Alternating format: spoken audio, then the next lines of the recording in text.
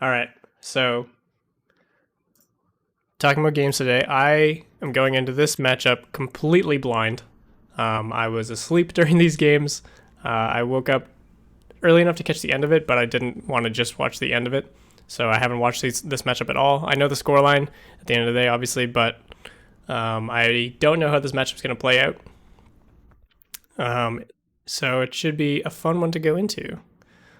Basing solely off what I watched yesterday, looking at this matchup will be the most interesting to me because Dragons look like they have more flexibility in their pocket, like even just right now, like running these people, if they actually roll out with the Pharaoh Winston here, is something that Shock probably you won't see them doing. But Shock have looked a lot more unbreakable in their playstyle. They really thrive in this composition. They play a style that's very they focus on like self-preservation. Like every single one of those members can be the difference maker in every single fight. So as long as they're all staying alive, they will eventually find a way to turn fights and get back into the fight themselves and really, really change the tempo on enemy teams aggressing into them. So seeing Shanghai try to pull out a dive comp, assuming they actually roll out with this, to me is going to be really hard. Not necessarily because of the comp matchup, but because it's against Shock. Versus any other team, dive would probably be very doable, especially with teams running Zen. Zen and Ash both very vulnerable to dive. But because it's Shock, and because all of them are so good at exerting consistent pressure and constantly just like living through situations they should not be living through, and then using that using the drawn out resources from other teams to turn things around, I would favor them in this matchup.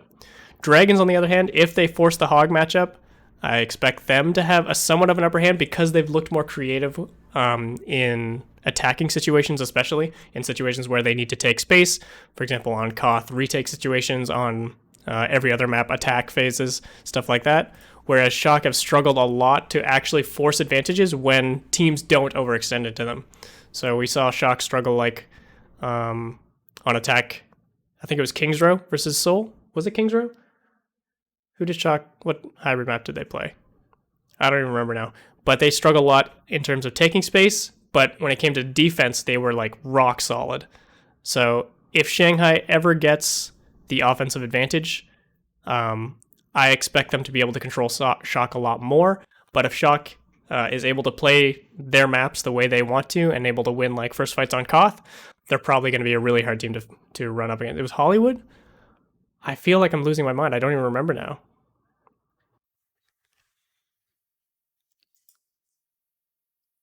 I think you might be right.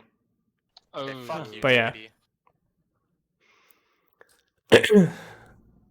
All right. But yeah, let's get into the games. Again, this is me going in blind, so this is going to be just mostly reacting to these two teams playing. Sometimes those storylines don't come true. The best thing about this one, though, is we get it, and we might get it twice. Let's see how it plays out. I am so excited for this. Oh, they're playing the Sombra Reaper dive. So this comp obviously became very popular. Interesting, they're running Ana instead of like an all-in Moira, for example. This composition is good, and they're running Sombra as well on Shock side. So again, I give the advantage to Shock in this matchup, switching over to the Tracer because there's no obviously abusable hack targets. And Striker's going to be mostly marking more than going deep. Marking Sombra, marking Reaper, marking tanks. On their road here to this top four. A composition we haven't really seen yet in this top four. So this is exactly what I'm talking about when it comes to Shock's playstyle. They want to bait that engage. They want to bait those dive cooldowns, that de-stealth from Lip, that engage, so that as soon as they're done engaging, they don't even have speed, by the way. They completely disengaged that without speed.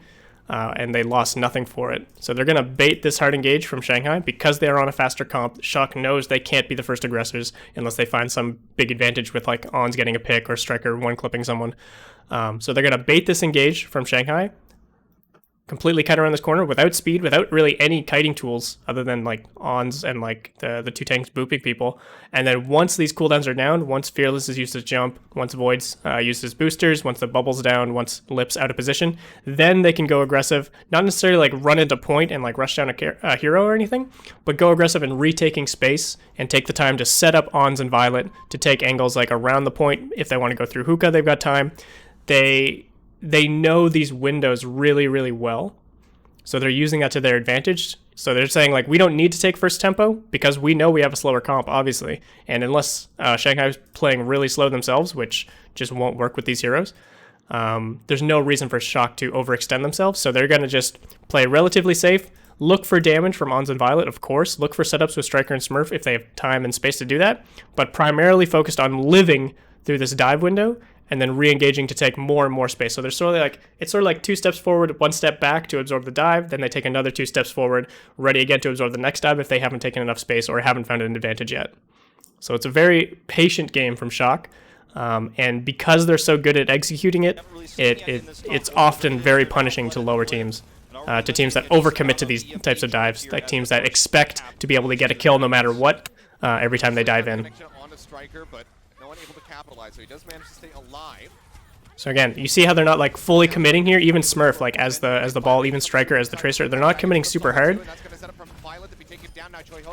Violet does end up going down, but now after they're sort of in this neutral state now where Shanghai's used their dive cooldowns, used their engage tools with the TP, with this looking for a hack, the D-stealth. I didn't see how Flooded died. I'm assuming he got forced to shift out and then got traced down by Striker. But like as soon as they're in this even ground where Shanghai no longer has the speed and the tempo advantage, Shock are happy to take the extended fight because they have this more damaging comp in Ons with Violet, even though Violet went down. But they're happy to take these extended engages since they survived the very initial burst. So if Shanghai's going to take winning fights, they need to end them quickly with big advantage as fast as they did. Getting Violet down, for example, early on was good, and then cleaning up Ons before he can set up is good too. Shock actually coming back on dive. They don't want to run the ball hog at all. And he doesn't have the ability to counter this upcoming EMP. This is basically a free win. Yeah, EMP does come through and Not even the biggest EMP, but Shock a little bit split up there. I'm not sure what their members were doing around point there, what Striker and Choi were doing. I kind of wish they would run, maybe not hog, but I guess they don't want to run the ball because of Lips Sombra either, so this is like a very defensive swap for Shock. Again, they're just trying not to be punished individually in their tank line. And again, I still think they're trying to catch overextending members just based on their positioning, and so you can see how hard they're kiting here. Am I going to put this on YouTube? If not, I should. I will look into it. I'll probably just like port the whole VOD, like series by series over to YouTube.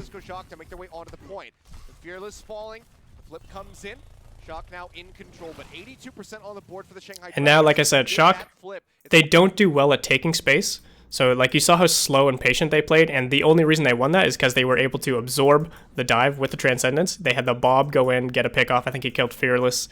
And then they slow roll that advantage by surviving the initial dive, rendering like this dive engage from these 4 members basically useless, and then slow rolling rather than committing to a hard dive themselves. This is something that Shock's been doing every dive meta, basically. They always play second tempo, which means they're not looking to set up multiple angles with like a Tracer, Sombra, dive tanks, and like collapse all in one space. They're looking to be the punishing team when the other team commits to doing that. They're looking to read the opponent and outplay them rather than catch people off guard with their own setups. That can be really, really strong. It proved they were like a really good dive team for a long time in North America. But if teams can get a hold of that and read that well enough, and they start thinking even a step further where they don't fully commit to the hard dive and they look instead for marking enemy tanks and looking to force cooldowns out before they force a full dive. Sombra, Tracer as a composition in general is spectacular at doing that. It's definitely very beatable. It's a very beatable playstyle, but it looks like Shock just got the better of Dragons. And like I said, once they have the space and once they start holding ground, they look unbreakable a lot of the time, even versus the top teams in the world. What happens if the other team also wants to play second? Then let's assume a mirror match of Shock's comp. One of the reasons they want to play slow is because they've got these low mobility, high pressure heroes in Ons and Violet. So if Ons and Violet get here, for example, or here, and they're just shooting onto point and you don't pressure them out, even though they're ready for the pressure and you know you don't want to go too early because they'll just absorb it, If you just sit around point, you'll eventually either be forced completely out of position and no longer even able to dive them, so they'll slowly take more and more space, or you'll just get killed with Discord orbs, with dynamites, with headshots, with 5 orbs. Like, there's so much damage coming out of these two people that Striker and Smurf don't even need to be the ones engaging. They can be the ones following up off damage alone.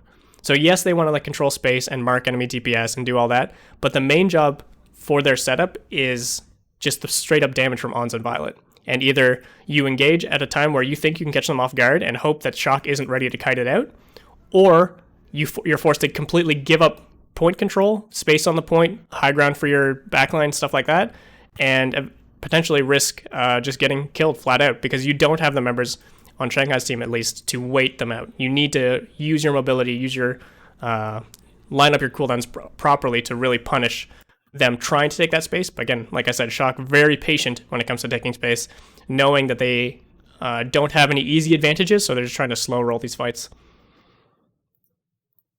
There's still that 17% extra of wiggle room, so a really nice retake for Shock. Now they have defensive advantage here, and good spy checking. And yeah, like I said, this defensive advantage is like already a very strong thing in Overwatch, but when you're fighting against the Shock especially, like, they are so smart when it comes to individual positioning and knowing exactly when they're going to get pressured as like the high priority members. Like I said, Ons and Violet, they know exactly when they need to get out of town. They know exactly when the enemy aggression is coming, so they're always, seemingly always, ready to kite it out.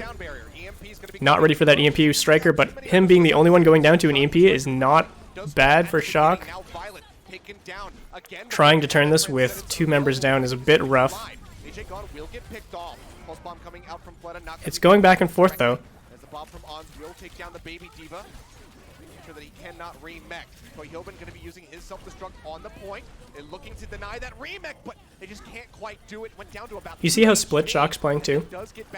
Between Ons, Striker, the tank line, and Violet? It's definitely by design, because if one person gets pressured too much and like can't survive the dive aggression, then the other members, the more flexible members typically, like Striker, are looking to punish at the same time and catch you off guard by catching you in a place where you're not ready to commit resources because you've committed them somewhere else. And again, that's part of the reason why Shock is so good at turning these fights, is because, one, it's already hard enough to like get these proper dives off against them, but on top of that, if you don't execute immediately and find a huge enough advantage, they're always ready to play the reverse E card, or the fucking Uno reverse card, and turn the fight against you based on pressure they're finding elsewhere on the map. That's why you're seeing this such a split playstyle and these split positionings when they've got the space to work with. But when they're trying to take space, they need to stay huddled together so they can exert the pressure from their long-range damage dealers and really be able to kite out the initial aggression. But as soon as you give Shock an inch, they take the whole map.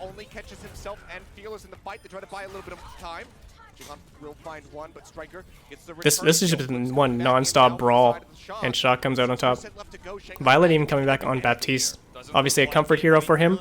I don't think it suits the composition super well. Zen obviously being, in my opinion, the best pick if you can get away with it, but if you're feeling too pressured out, typically you'd see an Ana pick, because Nano Boost in general, especially during these extended fights, as well as the nade, can be really good at not only surviving the aggression, nanoing any member getting dove, like Ons for example, as well as nanoing Smurf to go aggressive yourself, versus the limited utility of the lamp, which of course is good, especially as absorbing aggression, but it's not as good as having a nano, especially in the mid fight.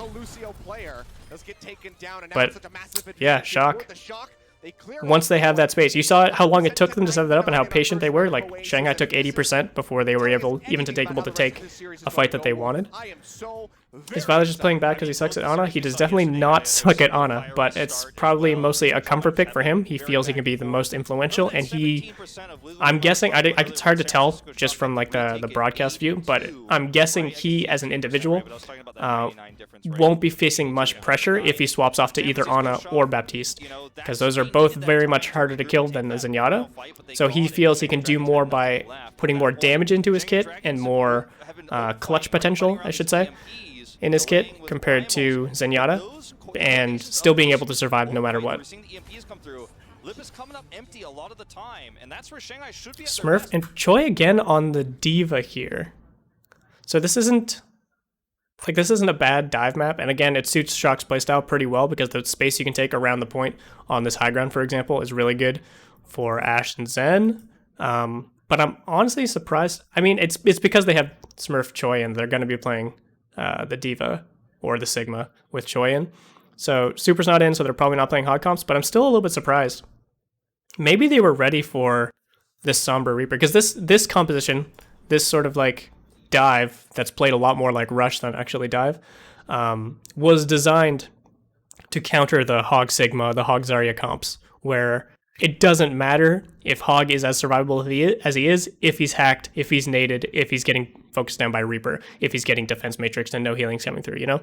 So there's like a lot of front-facing damage in this comp. I think it's slightly too short reach, and I think they'll probably swap back to the Tracer Sombra, if anything here, once they see there's no Hog being run. But it's interesting to me that Shock is fully committing to this on Oasis, because I think this map and the other map, what's it called, Gardens, University and Gardens, are both very, very good Hog maps in my opinion, just based on the way the point is laid out and based on the cover you can take as Hog and like jiggle off and on a point. City Center, not great for Hog. Too open, too many flank routes, too easy to avoid his pressure in my opinion. But yeah, they're just either they were ready for this comp from Shanghai, or they just really wanted to play Smurf and Choi on Koth for his ball, probably. Let's see how they approach now that we move over to University. Lee Jae God, what was he doing? Just dives in on top of Violet's face. He strikes him down. So Violet does go down, but again, here, let's go back to exactly when Lee Jae God goes down. So this is the danger zone when you're Shanghai. The fact that Shock has full control of this high ground, Ashe, I mean, they're not like free firing, they're about to get pressured down. Lee Jae God going really aggressive here, but since he's not covered by the rest of his team going aggressive at the same time, he just gets beamed down by Violet Zen. But again, if you leave Ashe and Zen up here for too long, you're just going to get shot off of the point, you're going to get resources forced out, you're going to be forced to like bubble, jump, defense matrix, nade, shift, or it's not shift, translocate. All these things that you want to be using for the dive, for their hard commit on someone like Ons and Violet. So if Violet is getting kills before they're even executing a dive, that's a really bad sign for Shanghai. And yes, Violet goes down because he was a little aggressive to finish that kill, but at that point, they hadn't forced anything yet when they got Violet. Violet was a little overextended because, like I said, I think he was just focusing on finishing that kill, wasn't ready for the jump in. But even when the jump comes through and they do kill Violet, the rest of Shock still has a ton of space to work with. And knowing that Shanghai is forced to make this first move, as long as they don't lose a huge advantage, again, trading out with Violet for Lee Jae-gong favors the Dragons a little bit, but it's not a huge advantage for them to just snowball the rest of this fight. So they're trying to go fast. Lee Jae-gong obviously looking to go really fast, but it still just was a little bit disconnected, a little bit sloppy from Lee Jae-gong going first like that. But even still, even if his whole team was there, I don't think I don't think Violet would have been that far forward to get punished if his whole team was ready and focused on surviving the dive rather than punishing the feeding Lucio. But yeah, now again, this is a nightmare situation for Shanghai. They swap over to Tracer Sombra because they need more mobility, they need more setup potential to punish tanks. This is now more of a dive comp, less of a rush comp because no more Reaper. I'm surprised Lee Jae-gong is staying on the Lucio. I'd like to see him go to Mercy, probably. I guess Lucio's not bad. And yeah, how do you close the distance, get on someone important, and not expose any one of your members at the same time if you're Dragons? You need to fight for space, but at the same time, if you're using resources just for space, Shock's going to see that as a weakness and turn the fight directly onto you. Thank you for the follows, guys. Thank you. He's always been one of the best anti-Sombra divas in the league, and Lip, after 2 team fights, still doesn't have EMP, and that's what your comp is designed to fight around. He has it now, but and another one, thank you. Welcome, guys. Very soon. Catching Violet, I mean, that would also be incredibly uncharacteristic. It's caught by the EMP. EMP catches 2. Again, 2 people and only 1 person actually dying through that. who gets rezzed, it's not a big enough advantage, and especially when you're committing EMP, yes, something needs to instantly die, but you need to find more than just a kill to find a big enough advantage to take down Shock's defensive positioning, not to mention the ults coming online for them with 5 ults coming online. Actually 6, he just used mines, didn't he? Yeah, so they've got 6 ults, and Lip using EMP as like a fight opener is not typically what you want to see. Nice trade from Lee J there, but it's not going to mean anything. Extremely one-sided map. The fact that Shock won first fight, again, mostly because of strong positioning, but also because of a disconnected dive from Dragons, means that just Dragons lost their best opportunity to fully take control of the map, to really leverage ult management and stuff like that. By losing first fight, they need to fight for space, not just winning the fight itself, which is a bad situation to be in on Koth.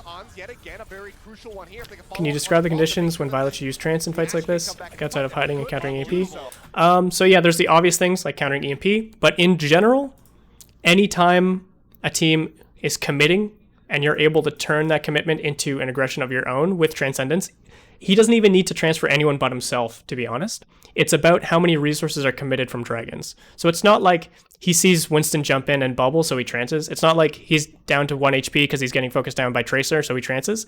It's usually because Shock have such a good read as individuals and as a team of when aggression is sort of like the sort of ebb and flow of the aggression between these two teams, between these two compositions and everything.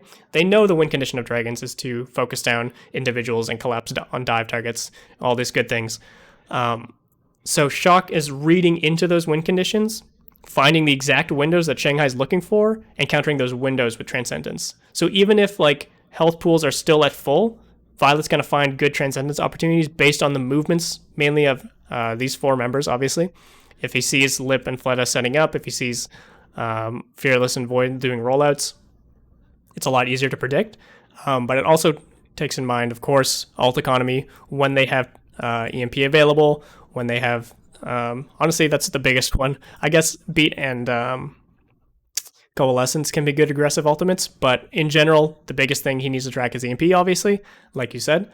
But it's not necessarily just like a very linear trigger like that. He needs to have full understanding of when this team is going aggressive and turning their aggressive window into Shock's own aggressive window. And that just means pulling as many resources out as possible. It's hard versus this lineup. It's a very flexible and fast-moving lineup, and it's hard to keep track of all of them, especially as an immobile member like Zen. But I'm sure the communication and the shot calling coming through with Shock is on point, and they know exactly when Shanghai is trying to pull the trigger, and then Violet just shuts that down. I think it helps he gets trance every 20 seconds. That definitely helps. And again, it also helps the fact that they had defensive setups. The fact that they had control of the point means they have more resources. It's easier to force more resources out of Shanghai. It's also easier to scout what they're doing and plan around their movements and stuff like that. So EMP coming in now, this is going to be a lot easier to land, but also a lot easier to counter for Violet, since they don't need to worry about being like in the front and pressuring forward too much and opening themselves up to flanks. They're going to play very slowly, very conservatively around space, mainly for Ons and Violet, like I've been saying on Gardens earlier. Lee Chen gone again, goes down. And like the fact that they've already not only killed Lee Jae Gon, like that's bad obviously for Dragons, but the fact that they just took the point with no ultimates coming out from Dragons, no dive being coordinated, like look how they know they have trance obviously, so they're not trying to like overcommit into a trance. But look how grouped up Shock were when they were coming into this fight. And they didn't even try to force anything out here. I'm guessing this is because of a really unfortunate ult economy. They're trying to build Coalescence. They want Coalescence to be their first ult. Shock reacts to that, then tries to go aggressive on their own, and then they close the fight with EMP, maybe EMP D.Va Bomb, maybe EMP with a Pulse Bomb on the backline. Basically, they want this to be the fight ender, and this the fight opener. But because of the way the ult economy is right now, they're forced to play slow to try and build that ult opener, or that fight opener. But by the time they actually build it up, it's already too late. They've already given up too much space. They've lost their... This is prime opportunity right here to either Fearless should be looking to like boop Ons in, but again, Ons wouldn't be here if he didn't know Fearless was on point. Looking to disrupt Violet and Moth from the rest of the team, looking to isolate tank members by like body blocking and stuff like that, and enabling hacks from any angle realistically. But there's no setup. Fleda's back here. He's marking the enemy tracer, of course, so that's why he's back here. I don't even know where Lip is right now. Positioning way at the back. He can't get caught. Lip's just waiting? I'm not sure. Himself safe. Or Lip's back here with the team too. Falling low, will get top back up. There's no setup around this engage. Like they're not even trying to like even like bait engagements from Shock, which is weird to me. And he just dies. Smurf rolls him over, takes him out of the fight. And yeah, at this point now, ultimates are coming out for Shock's side, and now Lip is forced into a really awkward EMP. He gets Bob, the Mines, and Striker. Doesn't matter. Violet still has Trance because that was just a very forced EMP, obviously.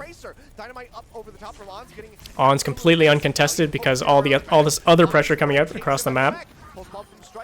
And again, Shock just, you give them an inch, they take the entire map. Like you saw how fast they went from being balled up in a corner to ulting on point and then taking double flanks and forcing Shanghai to play in both these chokes and in this circle. They went from like having nothing to reading the fact that Shanghai's playing slow to taking the entire point and everything around it. That's Shock in a nutshell. They're extremely punishing to play against, and if you miss your opportunities, no matter how small they are, they will take advantage of that. It's very hard to catch them off guard, especially when they are in control of the map, but even in situations like this where they're forcing fights to take space, they know how hard it should be, so they're preparing for that, but if you make it easier for them, they will absolutely roll over you. So that map was extremely one-sided. I mean, honestly, just the fact that they won first fight on University just kind of sealed the deal for that map for me, honestly. He's aggressive. He's always been aggressive, but he's getting punished, right? I mean, this is when Lee Jae Gon fans might be ripping the posters off the wall right now. Here, take the elevator up. No hate to Lee Jae Gon. It was really just those two situations, and both of which seemed like he was just like a hair faster than the rest of his team. Like the one he died on University there, the Coalescence was about to come through. They were about to commit to that dive, so they were probably talking about it in comms. Same with the first fight on... Oh no, it was the first fight on University too, wasn't it? Where he died early. So it was both on that map. So that map as well, like he was just a little bit ahead of the dive. The calls were obviously coming through. He just got ahead of the group. He also got booped in by Smurf. I didn't see that, but that definitely doesn't help. What's up, Zaku? On's DM on the Widow v Widow, I mean, that was our Widow Maker 1v1. Shanghai picking Hollywood. I'm curious why they don't pick King's Row. Obviously, they're going to play this comp. Yeah, let's fast forward to the actual map start. Violet opting for Zen on offense. Typically, again, like I said, you'd see Ana in offensive situations because it's just that much harder to take space for a Zen, and he doesn't really have the kit for bursting through choke points like this. And obviously, Dragons are going to be ready to pressure this choke. We see where the Hog is. We see where the Sigma Hanzo are. Ashe is probably going to either try to catch people blinking in here if they have a Tracer or something like that. That's why he's setting up on this angle. Otherwise, he's going to be playing potentially up here, potentially with the rest of his team looking for dynamites. If they had an Ana with this matchup, because it's so hard to cross this line as the Zenyatta, unless they force people out back around this corner, force this person to high ground, and Zen can get into this alleyway, Zen does not have a lot of angles to work with. He basically has to play like the Widowmaker and either take extremely late peeks, like going through security, and look for 5 orbs and discords to close out the mid-fight, or just play really, really slowly behind his tanks and just not expose himself to anything. Are Shock expecting stand 1 there? It's definitely, I don't know if like this is something Dragons do every time, but this is a very common spot to pressure, especially with this composition where you need to be able to punish chokes. So they should definitely be expecting this split pressure. And because of how Hog's survivability, this place makes a lot of sense. He can easily even just like walk through this gap while using his E and just walk off all the damage, getting back to his Sigma shield, getting back to his main healers, and getting back to the damage coming through. If they ever try to chase him, whether that's through alley, whether that's to high ground, there's a ton of crossfire coming through from main here. So Hog is in a very safe position unless he gets like instantly burst down, which you don't really see that often. On's gonna try to win out with Unless he gets like hooked himself at a perfect time and CC chained with like a Sigma Rock. It's gonna be an early attempt. It's going to be very hard to get stand 1 out of this position. But obviously stand 1, also a very good hog. I don't expect him to be punished for playing here. He's not, you know, like all in or anything, but he's looking to make sure Shock have to play a lot slower than they'd like to. Start making their way. Stand 1 for now. Just going to be trying to hold the gate. Hook going to be interrupted, however. And I think That was such a terrible angle from the observer. So he caught Super? No. Who did he catch? Or the hook got canceled either way. Okay, yeah, he got Super. I'm guessing he was trying for Striker here, but Striker double jumped. The hook gets canceled. That's when you're in a bad position. Awkward to me. Like, why was this backup so slow? Like, stand 1 at that point just needs to run. And I think he was trying to, but he gets hooked by Super. Let me rewatch. Yeah, he gets hooked here. And he just gets instantly melted by the Zen. And again, why is there not more pressure from here? I get there's a Sigma Shield right here, blocking a lot of damage. But Sigma Shield from Shanghai should be like thrown forward and be in the middle of Super and stand 1 right now. And these members should be like looking to go aggressive during this time. I think this Hanzo player should be playing closer to this corner, ready to climb up and go over shields, get around this Sigma Shield notably. I don't know where the Ashe player is. Is Ashe still in the corner down there? Yeah, Ashe is still down there, so Ashe needs to be, again, more aggressive during these times. If stand 1's going aggressive for a hook, the rest of his team needs to back up that aggression so that in the off chance he does get punished like this, then someone on Shock needs to be punished at the same time. There's no reason they should be able to walk through this choke unhindered, basically. The only thing they lost was Choice Shield. Look how healthy they are. They took no damage.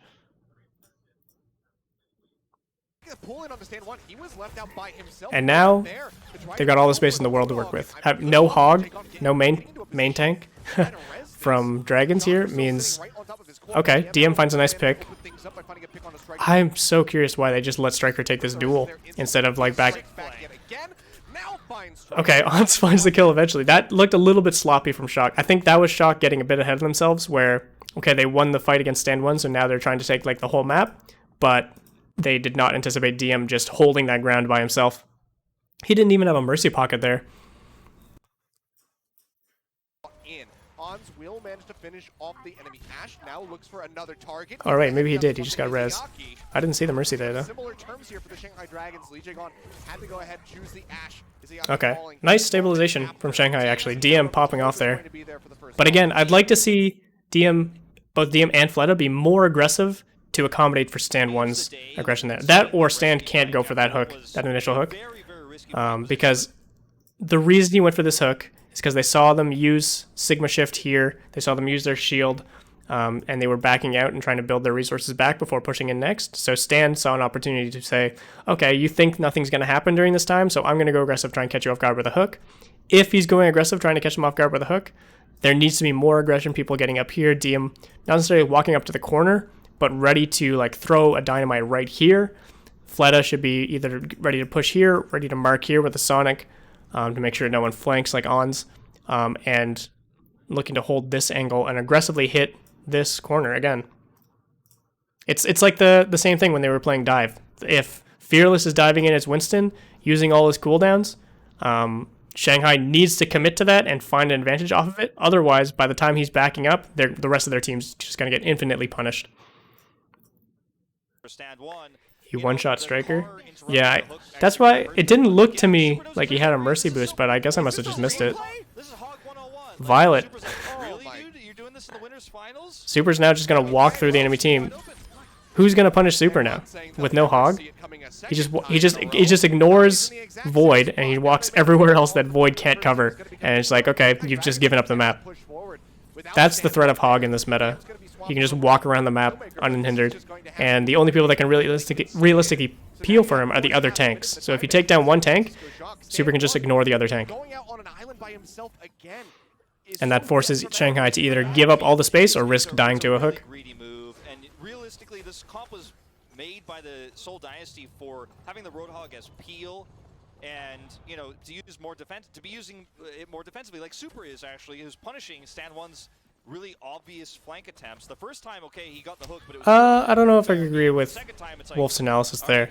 I don't think, like, for one, Stand wasn't going for flank attempts. He was just going for split pressure, which is what I believe you should be doing, especially defensively with this composition.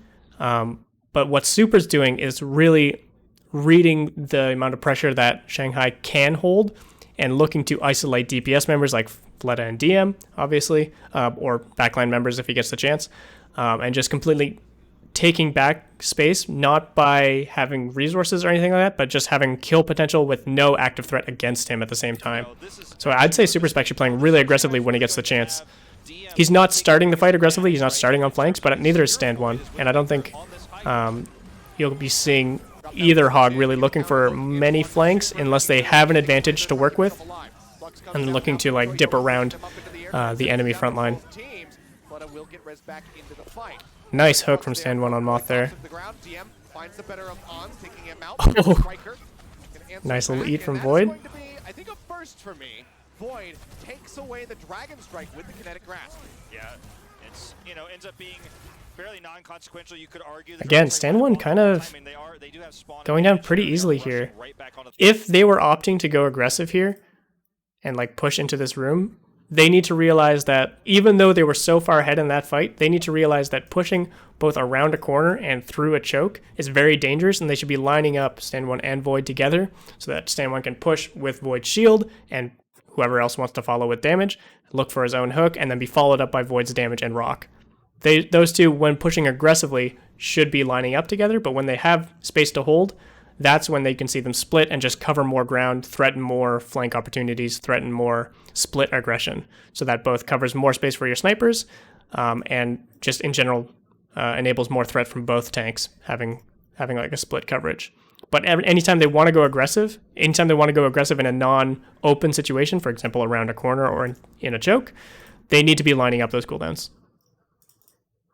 And Stand1 just straight up shouldn't have died there. Good news for Shanghai is Shock are not able to take a lot of space because it's Hollywood and because the elevators don't really allow for a lot of tanks to go high ground as often as they'd like, so DM and Fleta are still uncontested on these high grounds. They can just ignore the tank line and look for angles and DPS duels. So yeah, Shock, they played that really well, baiting Stand1 in for that hook and then looking to pressure off of that. But I think just the fact that it's Hollywood kind of hurt them there because their tanks couldn't really do anything other than just go to payload. How big of a change will Edward changes be? I think absolutely huge. I mean, number one, imagine, if anything, like even just the elevator speed at which it goes up, if you guys saw the change, like you just won't see tanks being like booped off as easily. You'll see shields actually lasting the duration of the elevator. Like even like Orisa shields or Rein shields being put up, like teams would just burn down a shield and like boop someone off, like very, very often. So not only being able to go up whenever you want, but being able to go up faster, I think is a huge change for this map, and it just enables a lot more opportunities for the attackers, but also for the defenders towards the second half of the map when they're retaking. Yeah, the elevators are interesting. People have been complaining about them forever. Oh, Lee Jae gone again! How many times has Lee Jae gone gonna die first? They're burning a lot of ults to try and hold this high ground. They did force the trance. Oh, goodbye, Super. Oh no, he doesn't keep him in the corner. Stan, no! Okay. Yeah, Void's, he's trying to hold, but he's just staggering, okay. Now, see, ideally, you'd have tanks going up high ground, but at this point of the map, it only really matters for this section of the map.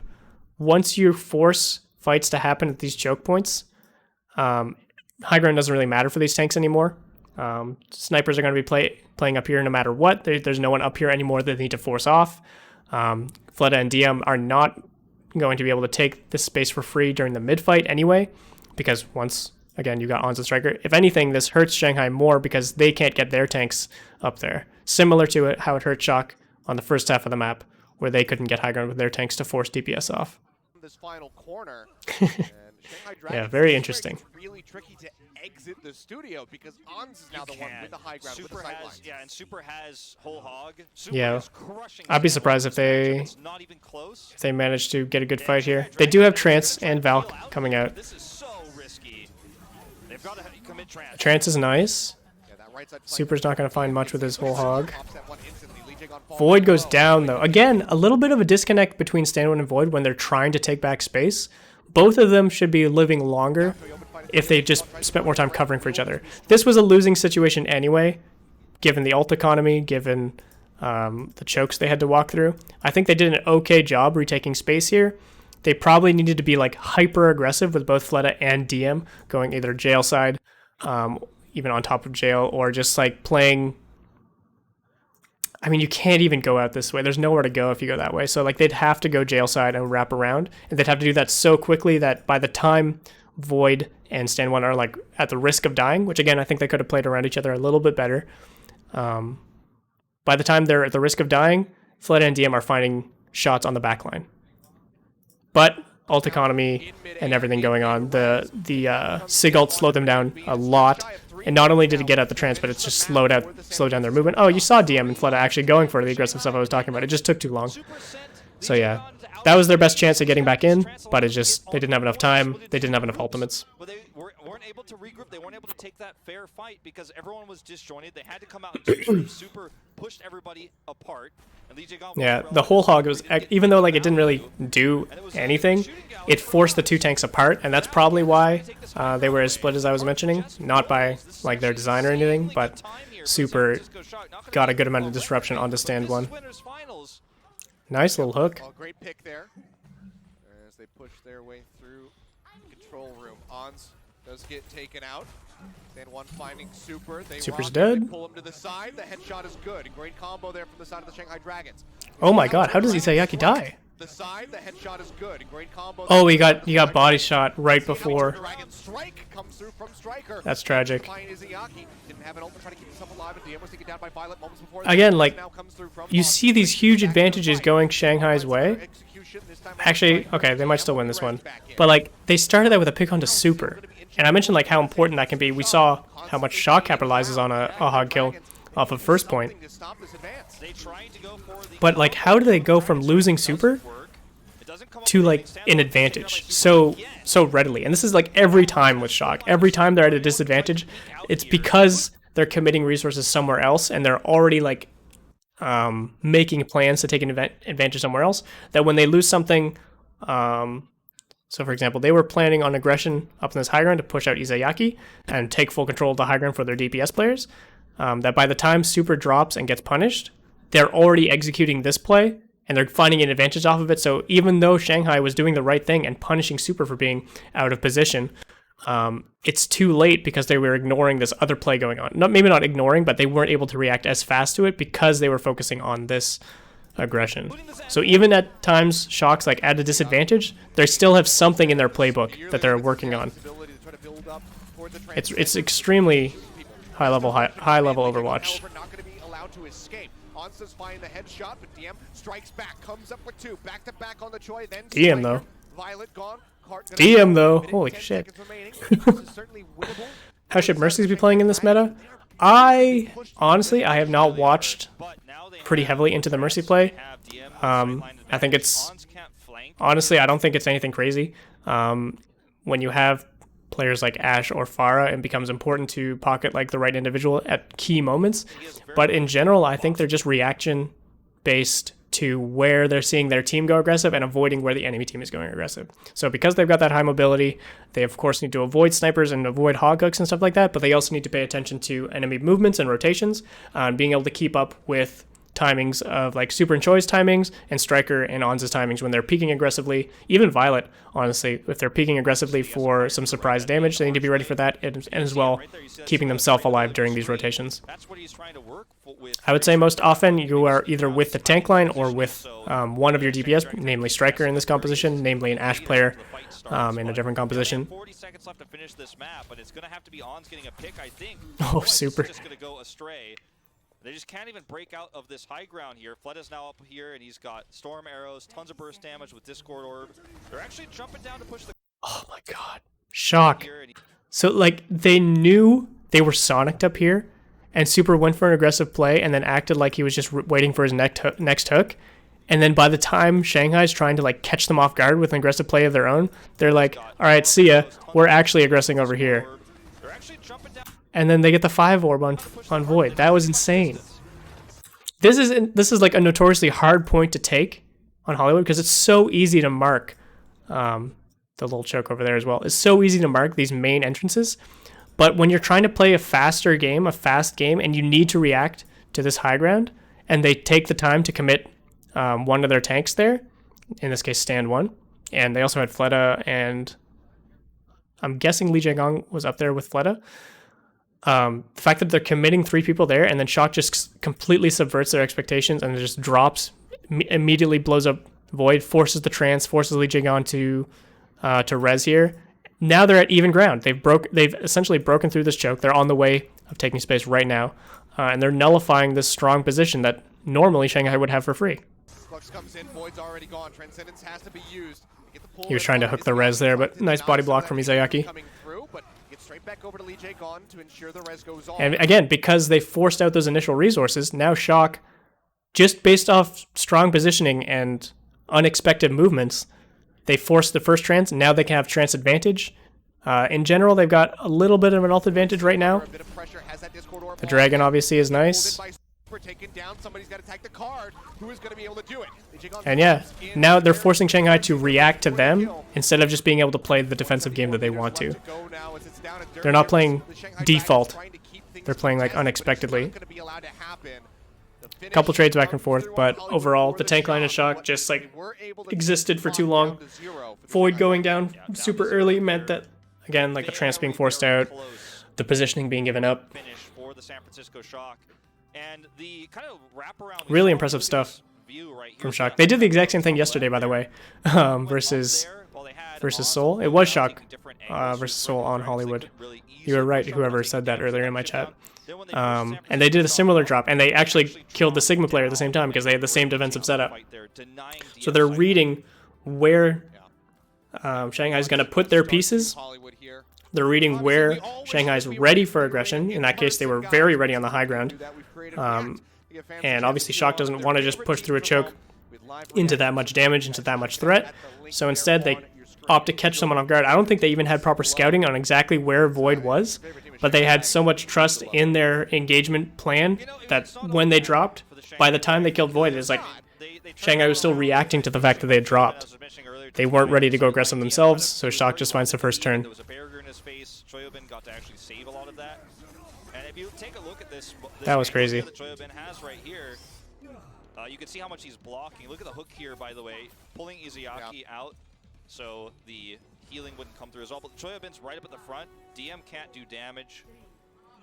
Choyobin's been phenomenal. This is an interesting setup. Series. Every map, every round. So this tells me, Pretty much everybody. so they're starting up on Juice. Certainly had their moments. Super on Hog, kind of Hog. He's one of the better Hogs I've seen in all the matchups. I think Stand 1 is also an incredible Hog, but I think that Shanghai as a team don't play around the Hog pick as well, at least on defense, the way Shock does. On offense, Stand 1 does an incredible job of finding like incredible pressure in weird situations. But I think defensively, as we saw, he got caught out a couple times on this first point being right here. And I think that's not necessarily a symptom of him as a Hog player, but it's just about the way Shanghai plays around Hog in general. I think it helps that Super seems to be IGL. I definitely think any main tank has an important job in communication for dictating pace. And I think Super on Hog does a really good job of dictating when he's actually being effective, because if you don't take advantage of like the short windows Hog has, when he can find priority hooks, when he can pressure out DPS members and stuff like that, if these snipers, if these backline members aren't able to capitalize on that fast enough, then Hog just doesn't do anything. So yes, it absolutely helps that Super is a strong leader, but I imagine the same is true of all 4 teams in the finals at this point. So this positioning here on Juice, as we call it, tells me that Shock wants to play really defensive and really point focused, because they're not going to stay up here forever. Obviously, they're going to go in for a few pot shots, go for some ult charge, maybe go for a lucky headshot from Striker or something. But they're not staying up here. They run the risk of losing shield and being like hooked off high ground, getting just dynamite focused down, building easy ults for Shanghai because they're all standing in the open. So they're just going for a bit of ult charge, and I'm guessing they're going to drop back to point and play the point itself, not go for this flank setup. And again, I think this is a sign of how defensive Shock likes to play in general and how reactive they like to play. They like to bait their opponents in to like a false sense of security and then re-engage into them. So I'm really curious to see how Shanghai really gets in here without overextending themselves. Yeah, we call this Juice because there's like these little Gatorade canister things that are like, they're actually empty, but we call it Juice because they might be filled with juice.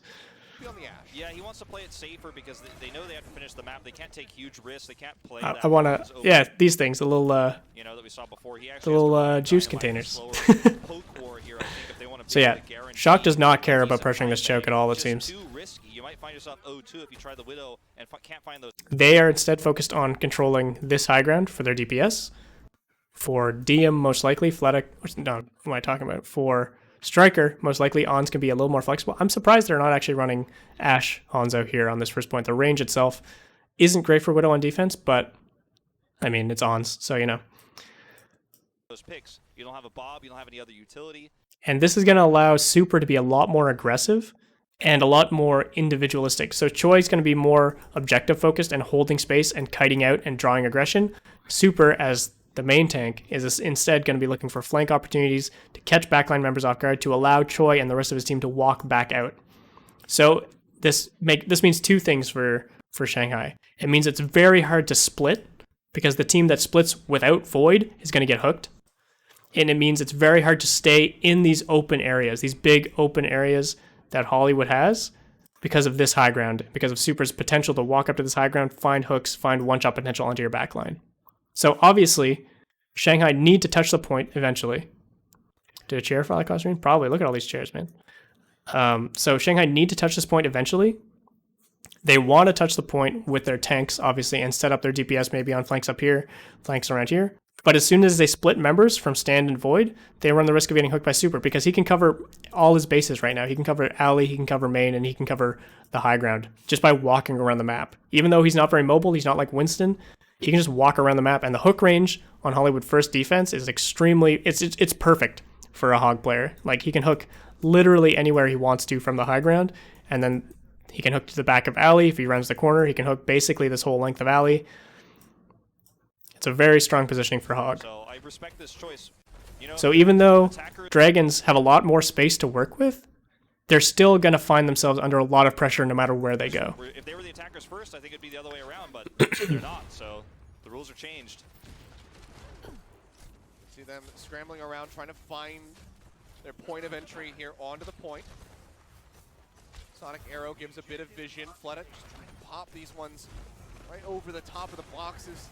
Try and get a connection onto Ons. Oh, Striker.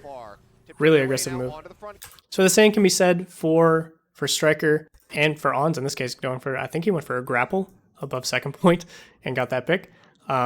Same way that Super can be really mobile and aggressive. Striker, he sees that the tanks are both right here. There's no risk of him getting hooked, so there's no risk of him getting shielded from his damage. He just goes for this quick peek over the wall with a Mercy Pocket, so he knows he has the advantage in this duel. And he also has the backup from Ons in this case. They peek at the same time, he finishes the kill before they can even answer it. And now what do you do if you're Shanghai? You're down a member, you're overexposed, you've given up part of the map that you just fought to take for your own Hanzo, but you just lost it in an instant. Here are the tank line for the Shanghai Dragons. And one's going to be cut down by Violet. The headshots come through. Discord Orbs doing absolutely and Striker's wonders just doing work now. San Francisco Shock. fight very much going to be won by them. So I was expecting Super on Hog to be the one fighting for that area.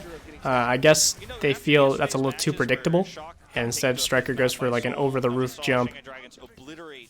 Really cute stuff. Or was Ons just playing when he grappled? I think he was playing towards second point and he grappled over, but he could have been playing basically anywhere, honestly. This series, they're not playing clean, they're not playing together, they're playing their own scrappy style. They're splitting into two groups, and San Francisco Shock is so experienced against us. They are just crushing it every time they try to make a play, try to make one of these scrappy team fights happen where they try to go for a flank, do something risky. San Francisco Shock. All right, now Super's going on the flank. Oh, never mind.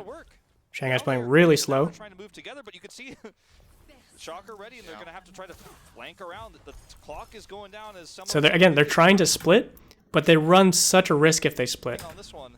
Both, like, no matter which tank isn't with you, if you split your tanks, if stand one's not there, you lack a lot of kill pressure, especially versus an enemy Hog. So he can just get like his shield spammed out and then forced out, if not hooked himself. And if Void's not there, you don't have a shield, so you can just line up hooks for free, and then follow up with your Zen damage with your rock from Choi and stuff like that. So like really heads up play from Shock to be able to like answer all of this pressure all the time. Very consistent defensive play style, and it's just so hard to break. This is what I was talking about when it comes to Shock controlling the map.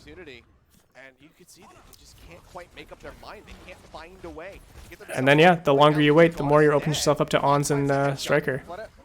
Fleta answers back, but the res is there. Oh, Violet's in a tough spot. Okay, he's forced to trance.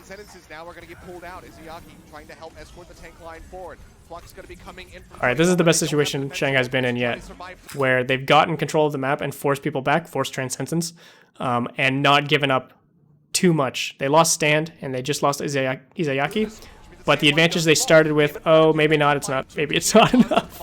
Just as I was saying that, Striker. As he gets rid of Void, then Fleta. Rez out onto the Sigma. Void comes back into the fray. Does nearly have that Flux on line. Okay. Super surrounded between a Bob and a Mercy. Didn't know which way to go. Either way, it led to death.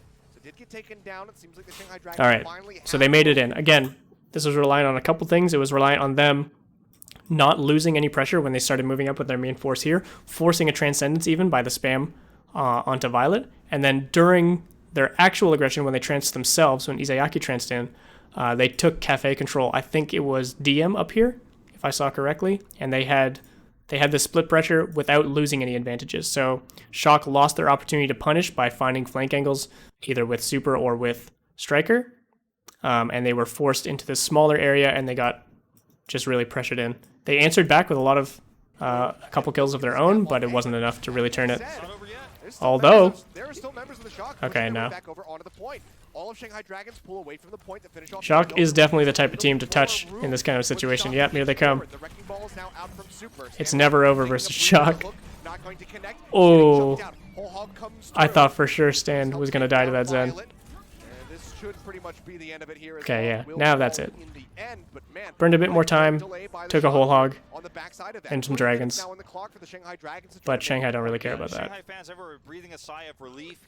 They need to get their DPS on the high ground right now. They need DM up there.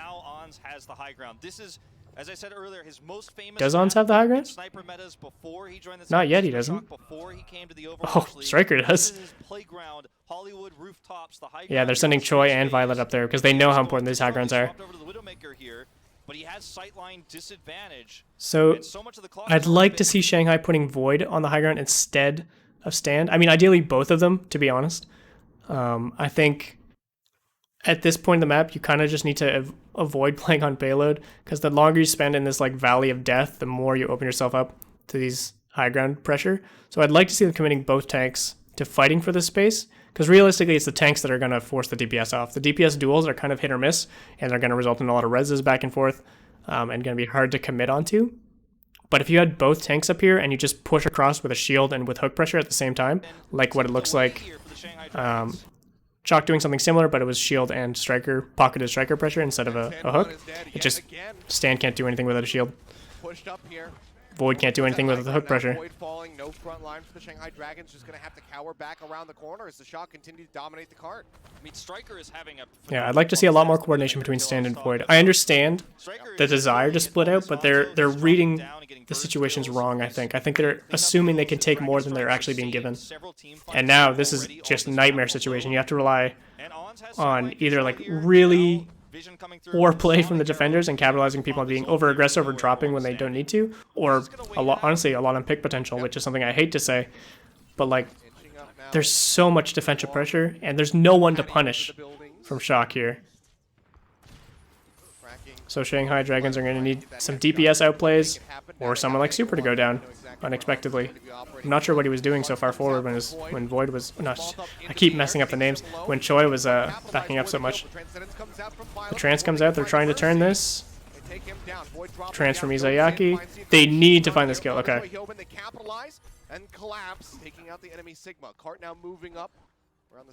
All right. Now your tank should be on point. Or split amongst the chokes. But oh my god. Okay, DM's gonna get res. Lee Jae-gon takes down Moth. I don't think they will. I don't think they should. This is an even crazier position to try to deny from, but they're gonna go for it. Super steps forward. They don't commit 3 ults like Shanghai did. It's definitely easy to criticize Lee Jae-gon for being over aggressive, especially after that Oasis round we saw. But it's way more fun to see him popping off on Battle Mercy and an aggressive Lucio play. I think, forget which caster tweeted it. It was either Hex or Wolf? I don't remember exactly. But they were saying, like, this is just how Lee Jae-gon plays all the time. And if you're seeing him getting caught out, it's not necessarily because he's playing poorly in that moment, because, again, that's just his playstyle. It's more just because he discoordinated with the team. Please don't overextend again. I think Sideshow? Oh, maybe it was Sideshow. I just completely forgot. Good aggression from Shock to retake that high ground. Again, Shanghai trying to take more space than they're being given. This is a very sloppy game for the Dragons, and the San Francisco Shock look on fire. They have momentum. No one's choking. Everyone is just playing their My biggest criticism of Shock in the past has been, ironically, because it was kind of like the opposite of their reputation in GOATS, was that they sometimes played a little bit too slow. They didn't take advantages when they could have in an aggressive sense. Again, when they're baiting people in and turning on the very deliberate timing, that's very aggressive and very fast-paced for them, but there used to be at least a lot of opportunities missed in an open setting, in a more like neutral setting, where they're not baiting people in. But now we're seeing in this matchup, they're taking every chance they get to go aggressive, and it's really great to see. And it also reminds me of their GOATS playstyle, where they weren't necessarily the first ones in all the time, but they were the first ones to find and capitalize on advantages, even no matter how small. Hey Duncan, what's up, man? Thank you for the bits. Dragon's doing a really good job on offense here. I didn't actually see how they got those kills. So first off, Shock not using the high grounds here. The initial pick on Super is nice. The hook to deny him from actually vaping when he wanted to, I'm not sure if that was how intentional that was, but that seemed like it lined up perfectly. And yeah, that really just came off Super, because again, Shock were positioned so aggressively and ready to go on the offensive themselves. I'm not sure based off what, but the fact that they didn't have high ground meant that they weren't able to capitalize on Shanghai going aggressive the way they normally are. Like I said, when Shock gets pushed, there's like 2 other people pushing on your backline at the same time to capitalize on that fact, because they're ready for that aggression. Not in this case. What's up, what's up? Just, you know, watching some good old Overwatch.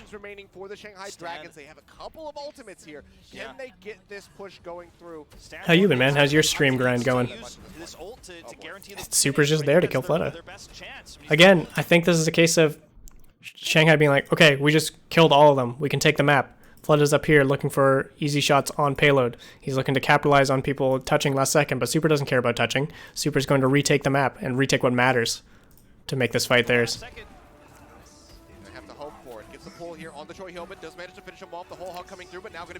Do they have set defensive locations for every segment of the map? It's hard to say. Obviously, I don't work for Shock. I don't know how their internal workings look as much as I'd like to. But it's hard to say because not only do they have bases covered all the time, but they often move their roles around. If you think back to first point, so let's just talk about this point, but remember what happened on first point with Striker going aggressive. So they have options for covering like all these different angles. Like we saw Shanghai, we had the Hog on the high ground, we had Void down here to mark both this, main, and have pressure from high ground at the same time. These are all good things to do, but when you're looking for offensive opportunities of your own, especially on defense, you need to be more creative than just holding ground.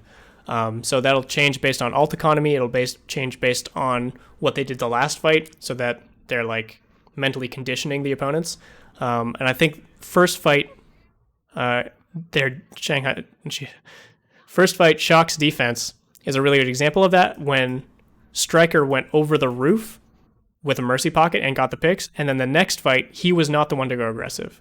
The next fight it was Super looking to go aggressive. So they're trying to catch you off guard by sending like different things each time, maybe not intentionally each time, but like when they can plan that out, it seems like they often do it, and they're often catching people off guard because of that. Because one, teams on offense will typically be focused on what they're trying to execute based on timings, based on positioning and stuff like that. They're not always ready for different threats, and anytime Shock can catch you off guard by Ons being on an unsuspecting angle, Striker going aggressive, Super being on an unsuspecting angle and finding a hook, anytime they can line those up, they'll be doing it, and they'll be, at the very least, stalling your offense plan, if not completely shutting it down. So I doubt they've got like strict set locations, but they've talked about important locations to mark. Like sometimes it's obvious, like yes, you need to mark this flank, you need to mark the high ground, you need to mark main. That's obvious, right? On first point, you need to mark the high ground, you need to mark main, you need to mark alley. Those are all obvious, but it's not always the same people marking those locations, and Overwatch is a very fluid and dynamic game that you need to be able to react to different situations coming forward, so it's not always going to be, okay, Hog, you sit here, Sigma, you sit here. You know, it's not that strict. This is not an easy battle, but it is a one-sided one. I mean, is it as one-sided as Philly's lost yesterday? Not quite, but it's 2-0. close, and we'll see how that third map goes, because it might Skip very through well end up being halftime the real same. quick.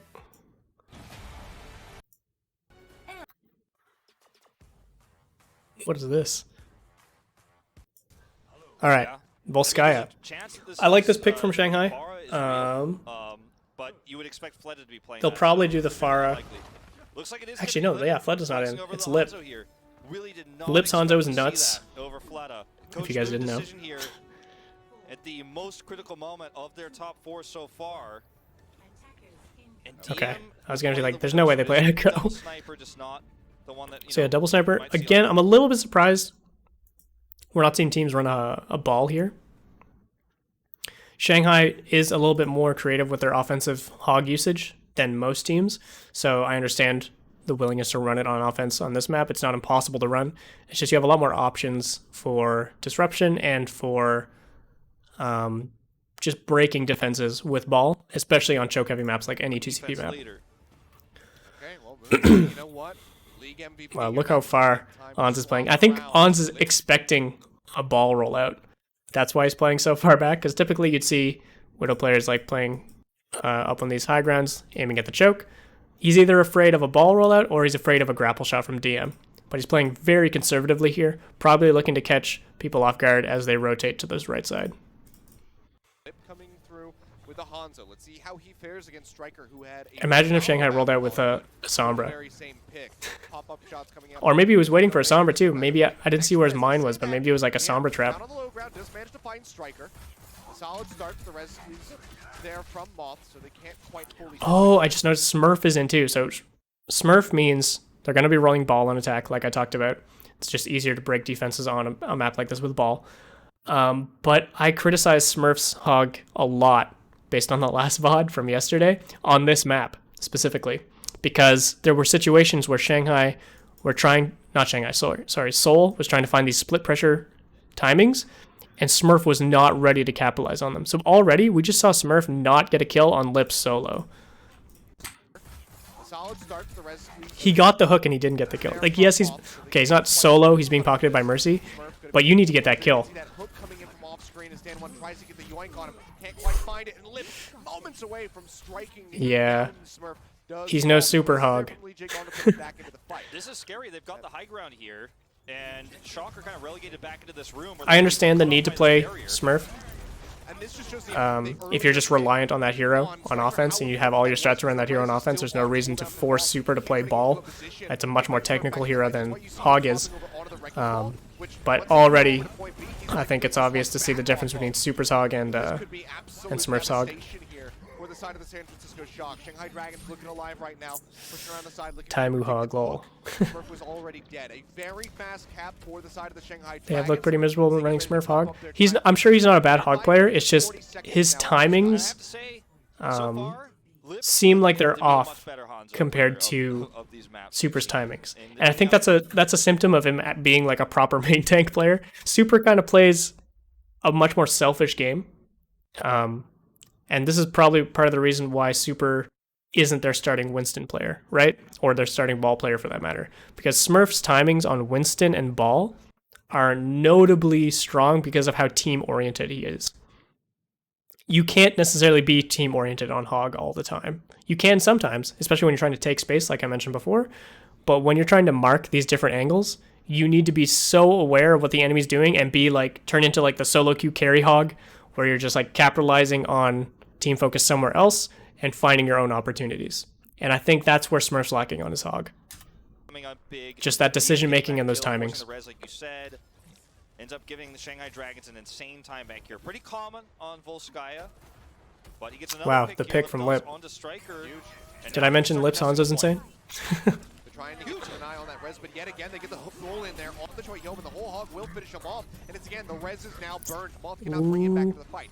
Does have a faster run back, obviously, as they play right up in front of the point here.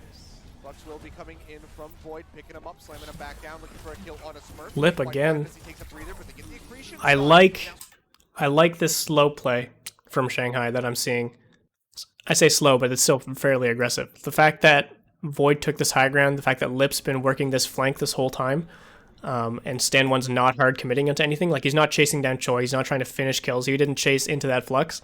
They're playing for Lip and for DM. They're playing for their DPS here. They're not playing for their front line. And that's so important for a 2CP map because it's not picks that are going to win you this whole point. It might get you a tick if you pick someone off with a hook or something like that. But if you ever overextend yourself as the attackers and put yourself in a position, especially against Shock, you put yourself in a position where the defenders are able to turn onto you and they get even one kill in response, the spawn advantage for defenders is just so strong that it's not a viable win condition to just go for picks, go for fast aggression. And that's part of the reason why you don't see, even before this meta, why you didn't see dive being as strong on maps like this, why you didn't see rush comps being as strong, because the initial win condition of just like burning down a target and killing them up isn't strong enough to close at this point. What is strong enough is setting up Lip and DM on these unstoppable angles, both on flanks. DM is probably on a really safe angle in main, and they're just completely unpunishable now, because look how forced back these tanks are. They're being completely matched. They need to worry not only about the people in their faces, but also about the point, and also about these long-range threats from Lip and DM. Really well played from Dragons. Really good understanding of what they need to do, and of course, really great performance from Lip to find the engagement kills. It came down to 2 fights, really. First one, I think Smurf got punished. Second one, Lip pop-offed. Like, that's all it came down to. Now, let's not forget that a lot of things went wrong for Shock on their defensive A, right? We saw the fast res have to be burned, like you mentioned early on. So that really put them in a tough spot. They kind of got relegated into that side room and weren't able to fight back. You see the big move in from Void. He crushes the rest. All right, quick fast forward. Oh, perfect. Wait, what happened? Are they swearing in Korean now? Alright, so yeah, obviously seeing Smurf onto the ball here, Striker on Tracer. I like this comp a lot for offense. Izayaki on Ana. I think they know, obviously with Smurfing, they know based on yesterday that they're going to be playing this ball Tracer. So Izayaki opting for a safer support pick in the Ana. I don't hate it, but I don't think it's necessary either. I think you can get away with Zen just fine. But safety first, I guess. For the sake of scouting, much like Smurf's Wrecking Ball. It seems like he might just be sticking through with it. Wrecking Ball as well. Sleep Dart does connect, as we do have Izayaki now here on this Ana. Oh my god, stand one. On the Striker. 2 quick picks, and again, Rez going to be burned to bring Violet back into the fight. He's going to be in a safe position, however, so can continue to take pawn shots and try to build up for that Transcendence, but it's going to be a little bit slower going. And this is the Ana, by the way, again, coming into the mix here. The Asian style over the Western style to use Ana over Zen. It really hurts your efficacy as a Hanzo. Nice. You'll lose some damage, but they don't need it. I don't think it hurts your Hanzo play that much. You've already got a Mercy pocket. It's online. This is so oddly And it's Lip. Lip doesn't need damage boost, he only hits headshots. This is the point where he, just stuck to the Widowmaker, started popping off, and was coming out on top of Ons, finding more. Alright, so Now, in addition to having the burst pressure of Tracer and Ball, Ons is also going for this flank angle. This can backfire if he gets marked, if anyone gets marked, because they're not going to have, one, they're going to have no space for people like Choi and Violet. They're either going to get pressured out and stuff like that. If they realize Ons is coming from this angle, and Smurf setting up like on a flank, all Stand and Void need to do is just push into these people while the rest of their team plays safe, and they can just clean up those 2 members. Alternatively, it can definitely pay off for Ons because they're going to be focused, again, on Choi. He's the obvious target coming through main. Choi and Violet, I should say. And they're going to be obviously thinking about Smurf's rollouts because he's a very mobile character, but somewhat predictable. He's got a big hitbox. He's very limited by his grapple and his rollout potential that way. He's not as flexible in his movement compared to like Winston, who can just jump from A to B. He needs to be playing around walls. He's going to be coming from predictable-ish rollout locations, usually around one of these 2 walls on either side of the point. So since they're already going to be thinking about these 2 primary threats, the front line and Smurf, and since they're probably expecting Ons to be on this flank, they're not expecting Ons to be in this flank, sorry. This can definitely pay off, but if they don't immediately get the advantage, it's going to be very easy for Shanghai to punish that. Just headshot. Ons is unseen here, and he can actually take this long flank angle and get behind the squad when the rollout comes through here for the San Francisco Shock. Look at I the feel like background, on this map, if you're the Mercy player, there's no reason to not constantly be checking these flanks, just in case. Not only for the Widow, but for like the Ball or the Tracer as well. You can see him at the top of your screen. He's looping around, and as they start to poke through, he's going to look for some backline kills here. As long as you're not exposing yourself main. That he is there. His problem, I was about to say, his problem is that Stan. Well, they marked him. Sitting right in front of the doorway. So, I'm not sure if they called because they didn't see him in main or anything like that, or how exactly they saw him, because they didn't have walls up yet. Maybe they sonicked him, maybe they just decided to check it based on timing. Now they got walls up. Oh, Striker dead. Pulling on a Striker, the Bionade takes him out. The Flux finishes off Smurf. The kinetic grasp from Choi Hyobin is not going to mean anything whatsoever. Violet will find one on the back end of the fight, but you can expect Violet finds DM though. Give the res on the DM. You can already hear it right there off. Do you consider going for a more broadcast talent role rather than more coaching? I would rather do coaching. I like being more involved in the game than simply analyzing it offhand. But honestly, I'm not sure. I've thought about it before. I don't think I currently have the skill set for it, but it would be interesting for sure. These wars of attrition up close when San Francisco Shock are forced to move forward because of that sniper control from DM. Dragon kills Smurf, really. Transcendence will keep everybody else alive, but Stand1 still sitting right on top of them, just waiting for that healing to expire. Hook came through, yeah, defensive positioning too good from Shanghai right now. Again, this is sort of similar to the Oasis matchup we saw, where but it's San Francisco running the dive-ish style. Well, not anymore, obviously, with Smurf on Hog, but they're running the style which relies on burst initial aggression, and since Shanghai's doing a good job of surviving, they're able to turn the tides, and Shock's forced in these overcommitted open positions that they can easily be punished. Have the advantage, you can press in onto the point. DJ Gone committing a Valkyrie there too. Oh, Violet's on BAP. For the potential B defense. He's not messing around. Dragon's trying to roll back in to go for a last-minute contest. This is a winnable fight, but it's going to be difficult. They're going to have to use their Flux. A lot of tools required. Second tick now comes in. Flux is out from Void. Trades back and forth. Ooh, Dragons. Follows up on the Choi Hyobin. The res is in on Izayaki, putting it back into the fray. A 5v4 at the moment here with the side of the Shanghai Dragons there. Advantage. Kinetic Grasp will absorb a lot of that whole Hog. Sleep starts connecting in. The accretion not gonna Man, connect. Void's so good. You can see just taking down that immortality field. Smurf though finds DM somehow. DM on the back end of the fight. How did? I thought for sure I was like kind of zoning out because I thought Shanghai just won this fight. So Lip goes down, Stan goes down to the whole hog. The res has already been used, so it's only DM and Void really. And then DM gets hooked here? Oh no, he's just walking up.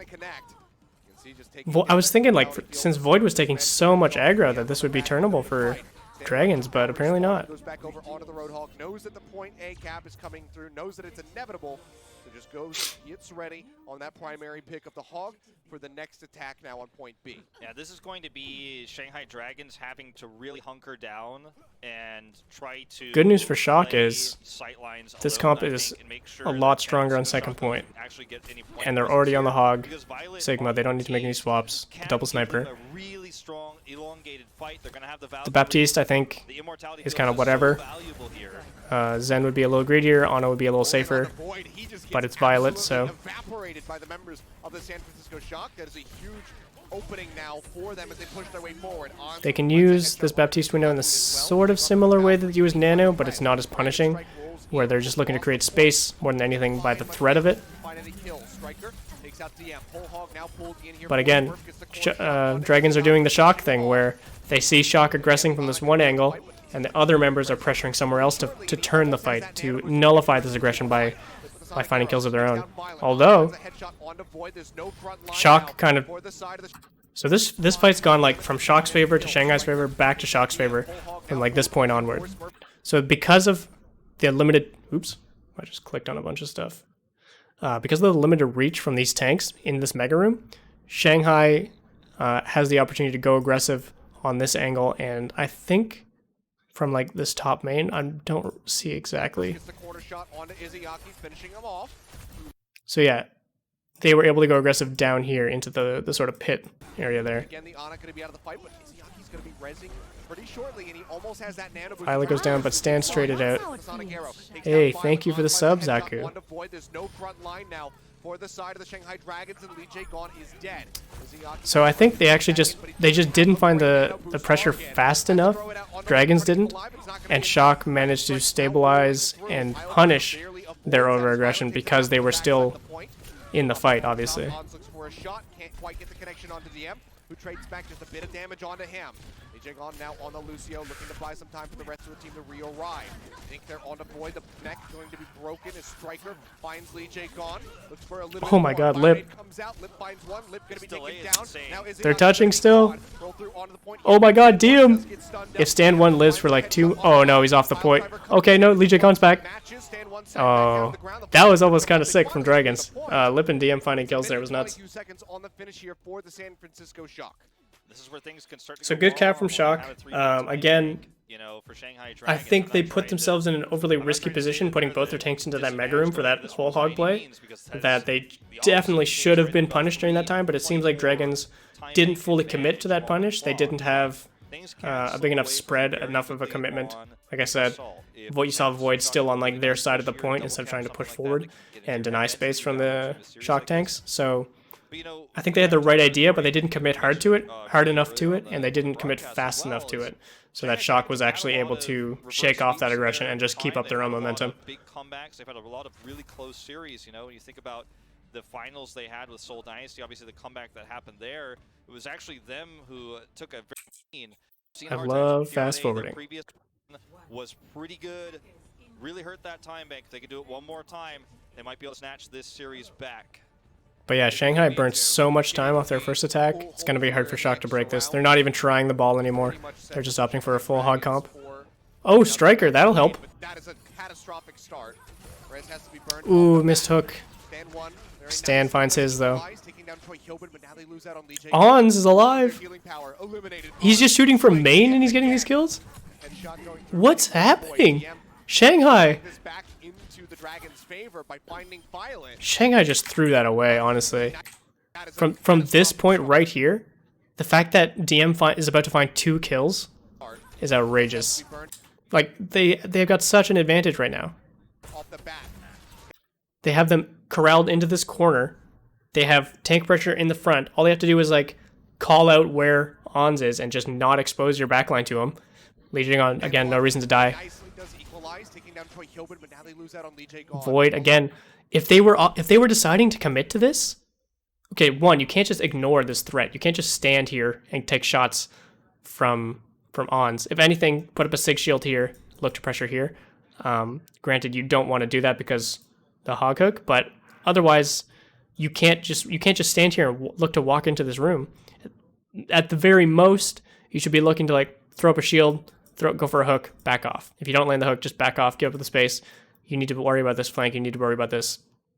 You need to keep your backline ready to follow up, and the 2 tanks alone can't push into these members. So it's good that they found the initial pressure, but they overstayed their welcome. The fact that Lip went down early and gave Striker a lot of space over here to take shots didn't help.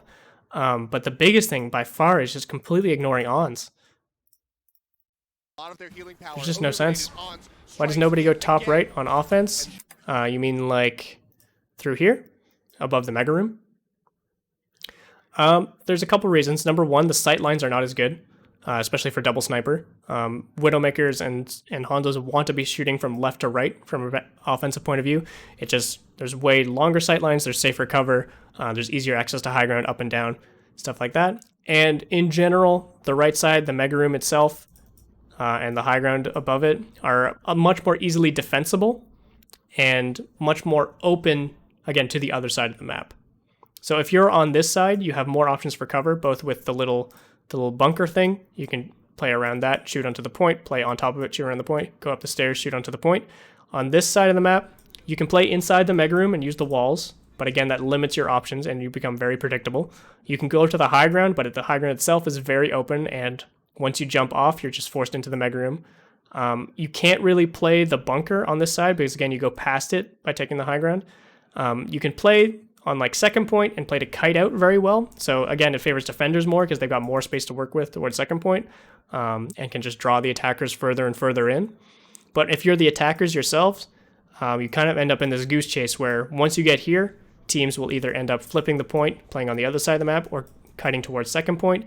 And in both cases, you just extend your aggression further than you'd like to.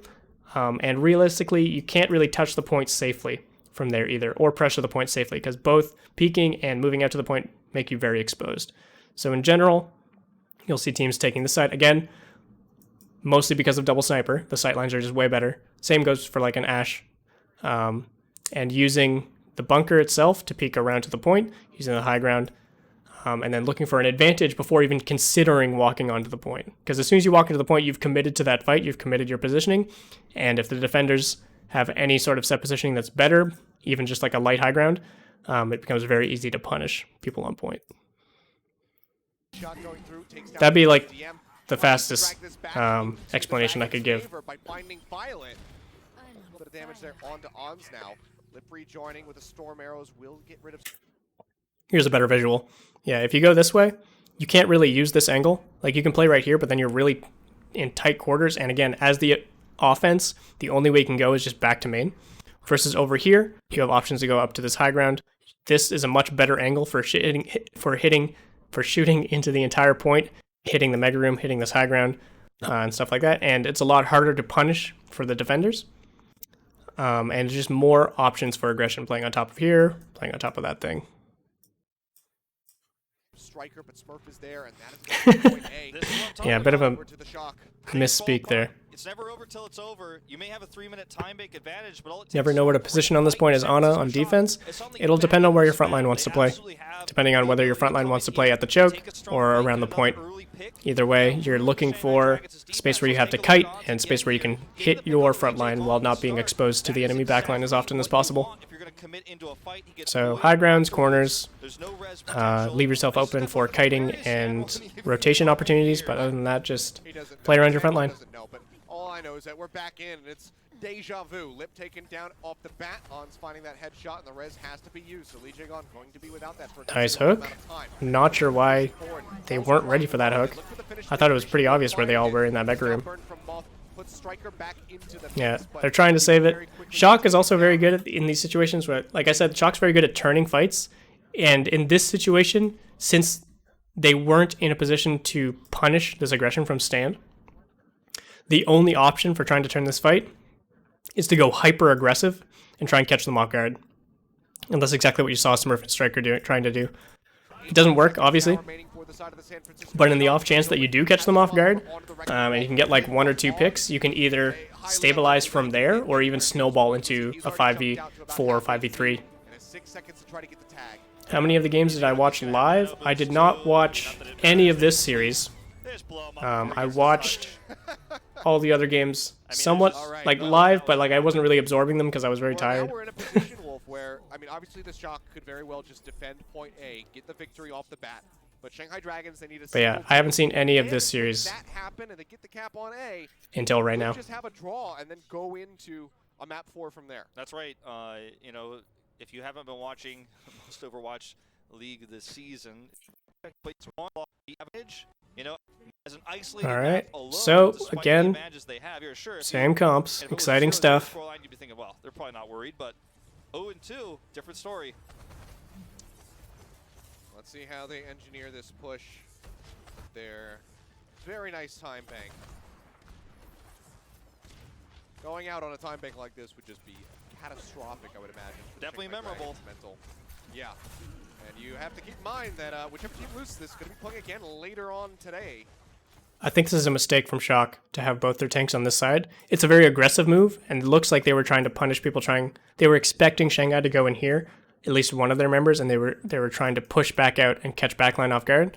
It doesn't pay off, but now it's opened to this side of the map completely up to Stand 1, and he's just going to walk into the enemy backline and threaten them a ton of space. No, you really don't. Overwatch action. Ooh, Striker falling low. And now look at all the space Shock just gave up. Granted, they tend to favor more point-focused defenses anyway. They probably weren't planning on playing too aggressive up here, and maybe this was just a play to catch them off guard, because if you remember the last defense, they had like On's Widow all the way back here. They had like tanks and people around the point. They had their Hanzo up here. They weren't trying to go aggressive with this joke, so maybe this was just like a play to catch them off guard. Again, like I said on Hollywood, Shock is very good at, like, I don't want to call it deception, but at this mix-up game where you're not always sure where they're going to commit or when or with who. Off that high ground. Ons playing very far back. In between. Cute angles from Ons for sure. Looking for this very unique angle. DM looks like he almost wants to go into the center. That's extremely risky with where Smurf and Joyben are. Oof. And, And he finds it. out. And like, this is just how insane Ons is. Like, he found that shot with basically zero pressure from his own front line. Like, Joy and Smurf are just kind of chilling by the point, Haven't been able to see quite where the ball and Ons finds that kill. Smurf barely That's the surviving. craziest Now part. it's double-digit HP there. Does get to take a breather, does And when you put that level of game sense on everyone on your team, like all 6 members are ready to punish in those kind of situations, that's why this comp is so threatening. When you have all these extremely high-level players. Violet now uses his own, so neither Okay. will have one for the Sorry, I got Fluxes that caught will off track. eventually follow up, but that was I'm gonna rewatch They this. get ready for the nearly with the Transcendence up. So why does Violet, or why does Izayaki trance? He was trying to save Lip, I guess, but they were not. I'm so curious why they committed over here instead of trying to set up. I mean, DM went down, but he got res, I thought. Yeah, he just went down again to Smurf. Surprised they didn't try to set up wider angles, and like they don't want to go to the point immediately, and they want to pressure Smurf and Choi as much as they can. But you don't just want to walk into them. On's already had that angle to lock down. How do you teach game sense? That's a hard question. A lot of it will come down to understanding of the heroes, the compositions, the teams you're playing against, and understanding not only what you're capable of, but what the enemy team is capable of. And that's just a lot of time playing the game, a lot of time watching the game, watching replays, watching pro plays, stuff like that. And in general, just always questioning every decision you make, making sure there's a reason behind it, looking at your own replays and questioning like what I call like active decision making.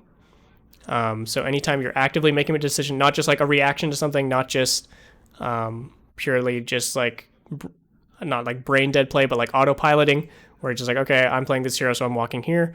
okay, I'm going to aim at this person because he shot at me, stuff like that. You're making active decisions in terms of positioning, who you're shooting, when you're using abilities, when you're using ultimates, stuff like that. Always question everything you're doing and back up your reasoning as logically as you can, and look for triggers, it's like things your team is doing or things the enemy team is doing to enable some play of your own, and look for punishment potential. So punishment for yourself, like the risk versus reward of going for an aggressive Widow peek, or punishment on the enemy team about like how fast you can react to someone overexposing themselves and putting themselves out of position to call for that engage. That's kind of a vague answer, but that's the best I can go into, I think. It's a lot of just understanding the game, watching the game, playing the game, and questioning your decision-making process in-game. Who do I think will win tomorrow? I am withholding judgment until I watch all the games today.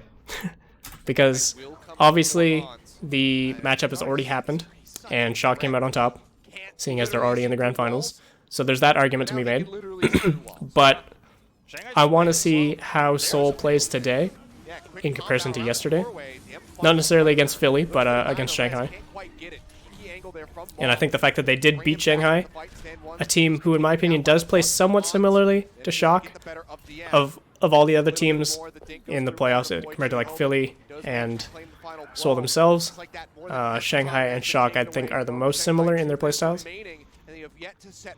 So I think that's a good omen for Seoul, but it's very hard to say without seeing the up-to-date games. I don't want to go more in-depth at rewatching them. Violet should not be allowed to do that. He's going to have his trance first.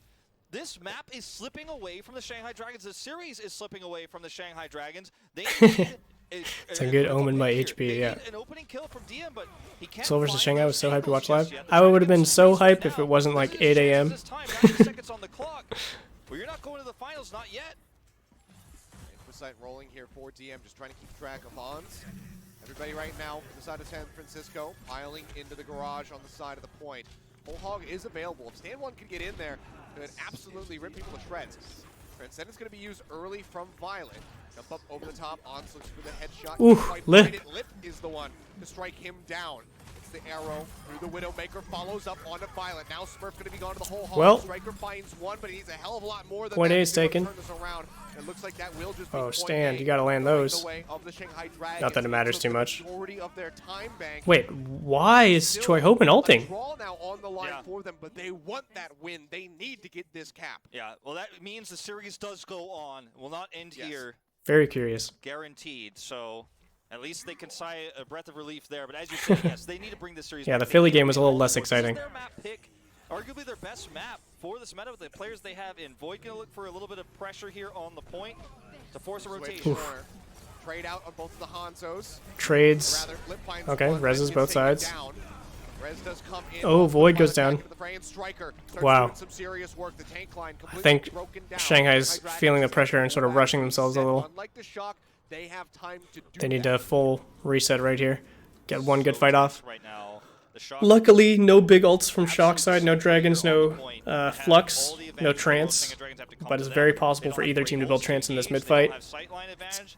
Again, it's so rough to give this as a prescription, but like the DPS need to find a big advantage here. It's going to be hard for Stand and Void to really find pressure for Dragons. It's going to come down to what Lip and DM can get with the limited space they're given, making sure they're not dying to sniper duels or anything.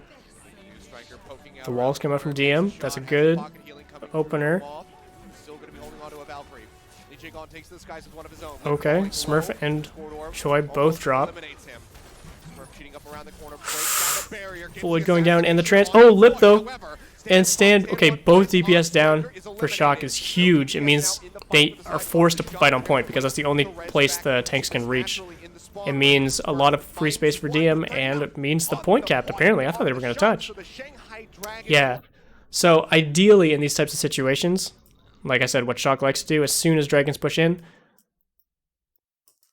they got flank pressure. Even like small flank pressure from like a Widow angle can be the difference maker. And it puts a lot of pressure not only on the people fighting on point, but it puts pressure on the reinforcements coming in from Shanghai's backline, from Lip and DM trying to take shots of their own, because now they can't just worry about the fight on point either. They need to worry about potentially getting flanked and getting pressured. And realistically, these tanks aren't going to die immediately unless one team just has an extraordinarily more pressure. Even with Transcendence, their Shock got pressured out so hard because they had no backline to find the response aggression. Would have been nice to have the Flux. Realistically, all Flux would have done is slow them down in this kind of situation. Like maybe you find an opportunity like during or right after this trance. But yeah, as soon as you lose Striker and Ons at the same time, like when are you gonna Flux? Like I guess you'd Flux like right here to force the backline out, or to force the front line to be more exposed to stuff like hooks. If you can like burn down stand 1 here as Choi and Smurf, that would have been huge. They get Void again, which is nice, but Stand is the one making the difference. The res even gets off. Lee Jae-gong, a madman. Yeah, nice fight from Dragons. I didn't even see how the kills came through. Obviously, Stand just walked around here and killed Widowmaker, but I didn't see where Lip came from. So really good openings from their DPS line, and like I said, that's kind of what they needed to rely on, as bad as that sounds, on this second point. So kudos to them. People keep saying that Philly's problem is coaching. Any thoughts on that general sentiment? Obviously can't ask you to just talk shit about other coaching stuff. It's hard to say. Philly did a great job this entire season. I don't think anyone can fault them for like finishing 4th place. All of these teams are extremely high level. Everyone, like, no one was saying like Shanghai was such an upsetting win over Philly, like it was expected because Shanghai's been so dominant, and then Seoul beat Shanghai, so like how can you even say Seoul beating Philly is that much of an upset, really? So it's like, it's not that Philly's like a bad team or they have bad coaching, anything in that respect. I think they just weren't the best team on stage during these finals for whatever reason. To be honest, it seemed like this meta doesn't favor them as much as it favors teams like Shock and Shanghai. Honestly, I didn't think it favored Seoul that much, but they adapted really well. And I think more than anything, Philly out of all the top teams, I think would be the closest to like how should I say this? The most reliant on team play. They don't have the same DPS like carry potential as other teams. Like obviously their DPS players are top tier, but they don't have like an Ons. They don't have a DM. They have Carpe, but they weren't even playing Carpe by the end. And he wasn't even playing like his signature Widowmaker. He was a lot of Hanzo play, a lot of other stuff. They don't have a Hog carry. So I think part of it is slow adaptation to this current meta, and part of it is just their roster in general isn't suited for this meta that relies so much on individual talent, which, I mean, could be a coaching problem, could be a player problem, could be just unfortunate timing. There's a lot of things that can add up. Alrighty, well guys, this is the special announcement that you've been waiting for as the series goes on. We're gonna need next a map. bit of energy. And that's my co-getter so far today. Can you guys see what's going on in my background? Oh my goodness. He's so good. Is Chip still up here? Oh yeah, Chip's still hanging out. The boys are not entertained by Overwatch, apparently. Alright, Gibraltar. I have not seen this map in so long, it feels like. I know it was in playoffs, but like, playoffs was like a year ago. So, fortunately, I would call this probably one of the more unique maps in the entire game, but we're still seeing Double Sniper Hog. Let's go. Are my cats Shanghai fans? If anything, they'd be Seoul fans, right? Because they're cats. And Seoul's the Tiger team. I don't know. Also, they're Seoul colors. They're gray and gold, kind of. overall. So no alterations to the composition for them nor the roster. It'll still be Smurf rocking the road. Oh, almost got the cute punish. Nice little 10% ult charge for Violet. That was cute. I like that. Yeah, no crazy Genji from DM. Teams have been going for that same TP just to save a bit of time, getting your tanks up there notably. But from what it looks like, they don't even really want to be up there too hard because they're not going to push out the double tank line with the DPS line of Shock, so they need to push payload a bit. As you can see, Striker drops down now. Shanghai Dragons actually Should get them tiny soul jerseys. DM, not trying to push the cart with the Maybe a little like little bandanas. Storm arrows are going to be there to greet them. Ooh. They're going to match the Zen again. Izayaki not playing the Ana because you can't really force Shock to come to you in this map. Ooh, okay, trades going back and forth. Hanzo kills Widowmaker, I suppose. Rez is there first for Maul. Both these Hanzo players have like, After that one, but Violet it doesn't matter that they have projectiles. Like they're hitting as many headshots as their Widow counterparts. It's crazy. Shanghai Dragons. And for now, the cart is going to be halted So here. I both love and hate Gibraltar because like in my head, it's a very fair map. I don't think the defensive positioning, obviously, it's second point's kind of its own thing, but first point I like a lot because the defensive options are very strong, but they're also very limited. It's a very dynamic map, but it's also very one-dimensional because you just have to look in one direction. So if you can set up, again, this meta doesn't really favor this playstyle that I'm talking about, but if you can set up flank routes, like even towards second point, into the server room, into the glass above where snipers usually play, you can do like a lot as the attacking team to create space here. But when it comes to a mirror match and when it comes to these comps, you basically are relegated as Shanghai in this situation to force these people off somehow, either with coordinated cooldown usage, catching them off guard, winning a shield war between Void and Choi. Like, it's not easy, and you're forced to walk into these like multiple angles that their backline have for free. But you still need to do it because you can't walk here, you can't walk here unless these people are gone. So Shanghai's just like doing their due diligence, trying to check all the boxes. I mean, this is just, it's like TF2. Trying to get past this. You're just trying to shoot random arrows out. Yeah, both teams are taking pot shots. Like, no one's committing because they know if they go too far forward, they're just exposed to a hook. And Void tries to move up and take some space, he just dies. Very hard for Shanghai to get space here. Nice punish on Striker, but the res is so free. Again, like, ideally, what you'd like to do is get flank pressure, get flank pressure, get flank pressure on payload. But unless you find somewhere else to force these people off, I don't know how Shanghai's going to get space. Unfortunately, kind of similar to Volskaya second point. It's very reliant on DPS value and lining up their damage with the space. Oh my god, Violet dominated. Dragon Strike going to be tossed. Going straight through, and Lee Jae-gon's got nowhere to go, so they lose out on the Mercy. And now have to reset and go Okay, again. Shanghai's got a lot of ults coming up now. Maybe they can use Flux to force those tanks off. Flux and then burning down Smurf is a good option. Again, I just noticed, again, I need to pay more attention to this, but Smurf playing, not Super, so it probably means they're going to play Ball on first point. I would not be too surprised by a Ball Tracer.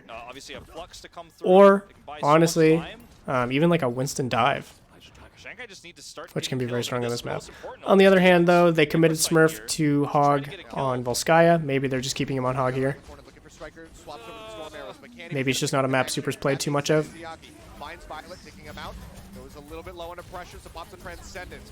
Okay, so they make their way into server. They've committed a lot of ults just to get this space. 6, in fact. And it looks like... Okay, are they able to close things out? Yes, they are. I like how much Void soaked there from Smurf's aggression. Striker's turning things, though. I don't even know how or when he got there. Oh my god. The headshot on Lee Jae-gon. They're going to be able to recontest now. The res on the Choi. Gotta head out. Thanks for tuning in, man. Of the season, there are like 3 maps that are Super really played on, yeah. Time bank is significantly weaker than you would like to see if you're Shanghai Dragons fans. Just 2 minutes and 40 seconds. I'm really curious how much these teams have been scrimming during playoff hours too. Like, I wonder if they just go from playing a match to like practicing more, getting ready, or if they just watch tape or something. It'd be so easy to burn out, especially in a foreign country for some of these players. Oh, Lip. A little bit aggressive.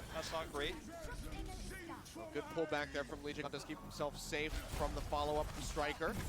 Flux from Void doesn't find too much, doesn't get too much damage out. Nons So hard to push into Shock here. The card for now is still going to continue to inch forward, but that high ground control is there for the San Francisco Oh, Shock. he misses. Drop down on Not the that card, time. stop it right at the tracks. Hans as well, finding yet another hit, takes down DM. He's trying to find Izayaki, he's being a little bit more... Shanghai's actually doing a good job pressuring payload instead of over-committing into these areas that Shock has full control of. Shock is a little bit hesitant to drop because they know as soon as they drop, they're committing to a fight, and the last thing they want to do is commit with an advantage. So unless they're committing on something where they're in control and not reacting, or committing on some point where they have like an ult play to make, they don't want to drop early. And I think that's sort of been their downfall here, where Shanghai's managing to get through these open areas, past the pressure of the snipers, and pressure the payload, pressure an objective, and that's forcing Shock's hand in situations they normally are in full control of. This was Shock's pick too, I'm curious why. Here on the Tracer, building up towards that pulse bomb, 30% left to go. Yeah, he's sticking Trying to with go it. for some backline assassinations. Yeah, I mean, it's certainly quite strong when you're splitting up like this, but Striker does... I'm not sure why you take that duel when he's got a shield in front of him. DM. But I like the split here for the San Francisco Shock, as long as they can deal with the Tracer. High ground Maybe he control was trying to also keep him point busy for presence Lip as to well. get... Lip's on Tracer. Back up there. Pulse bomb does go out, manages to Lip's find not really it. known for his Tracer, Cuts down two but people I'm sure he's a good Tracer. And with Void getting ready to die on the back end, this is going to have to be a full Typically see him on the reset. Sombra, Dragons curious on the to see if they'll Hanzo. swap Okay, he's back to Hanzo This is now. how Seoul likes to play this map, right? They have their snipers on the high ground on one end, and then they have their tanks on the low ground controlling the point. So if you try to pressure the tank, you find yourself exposed to sniper line of sight, right? The double snipers up here on top, plus the Sigma.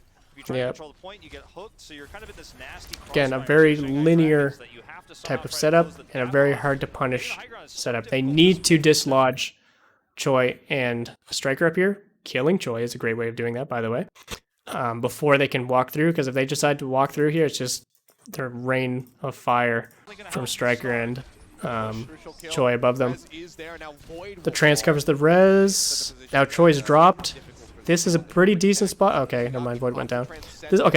This is a decent spot now for Shanghai. They've dislodged.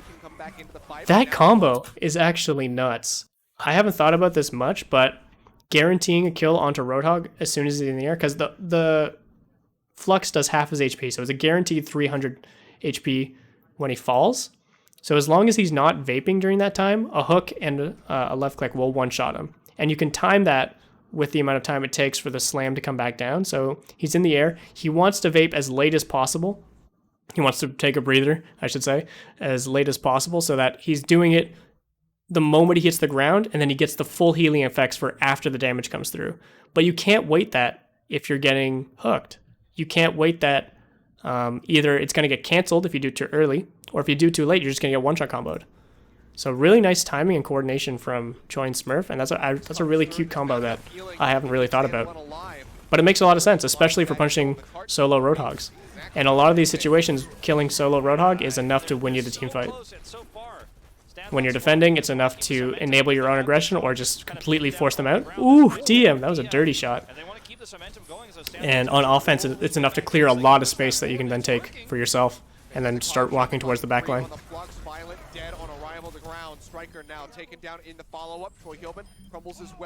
Okay.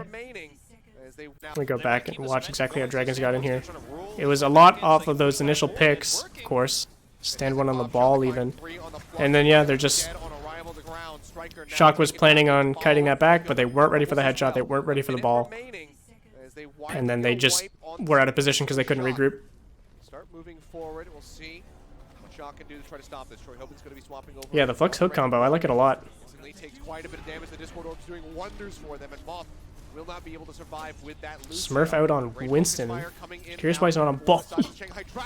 Oh my goodness, DM. Kills Ons through the trance. Yeah, now they're just stalling, trying to get overtime. I'm really curious why Smurf came back. Oh, Choi was already on ball. I'm dumb.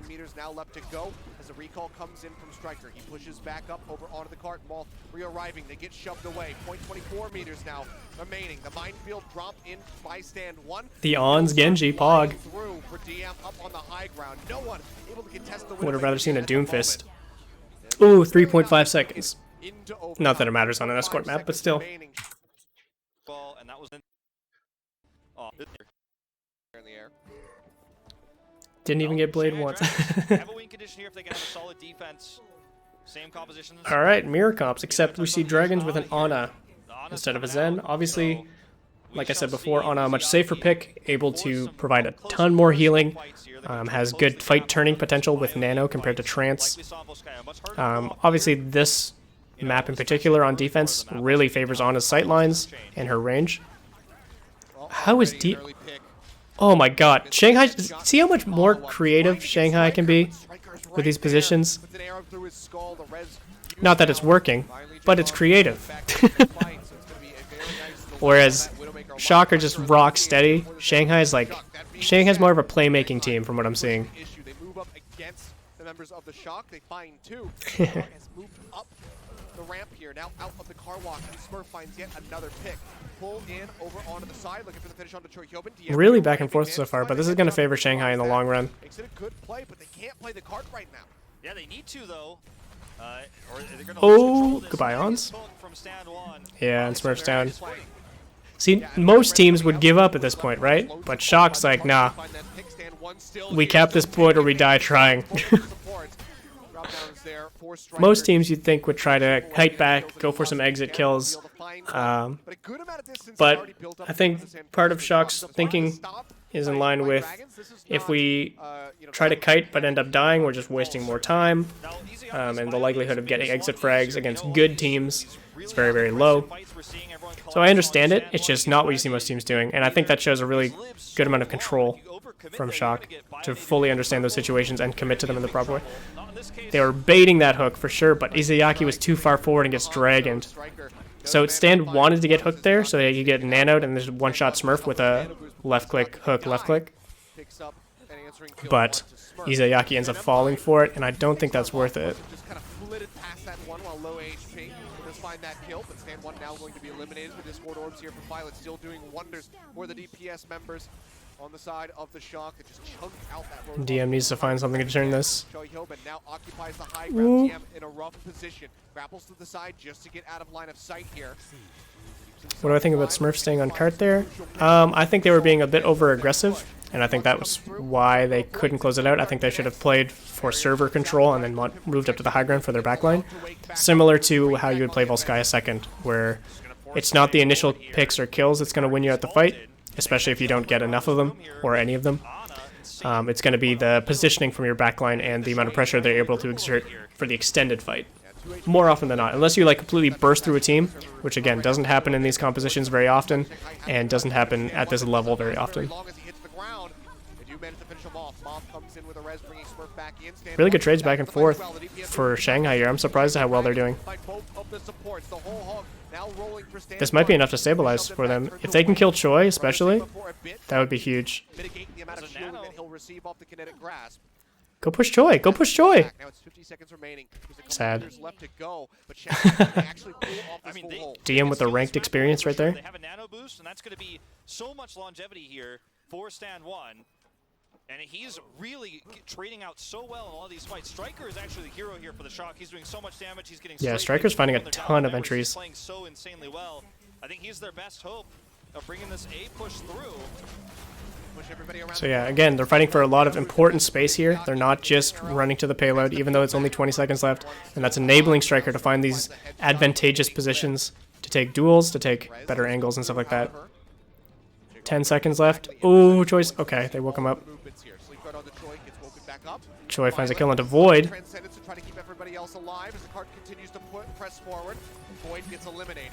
These are the type of situations that you'd want to see better coordination from Shanghai. Because eventually, Shock need to touch the point, right? Eventually, people are going to expose themselves. I don't see how Void ever really goes down there. He's back on time, of course, but it's thanks to a lot of trades from Shanghai, the rest of Shanghai.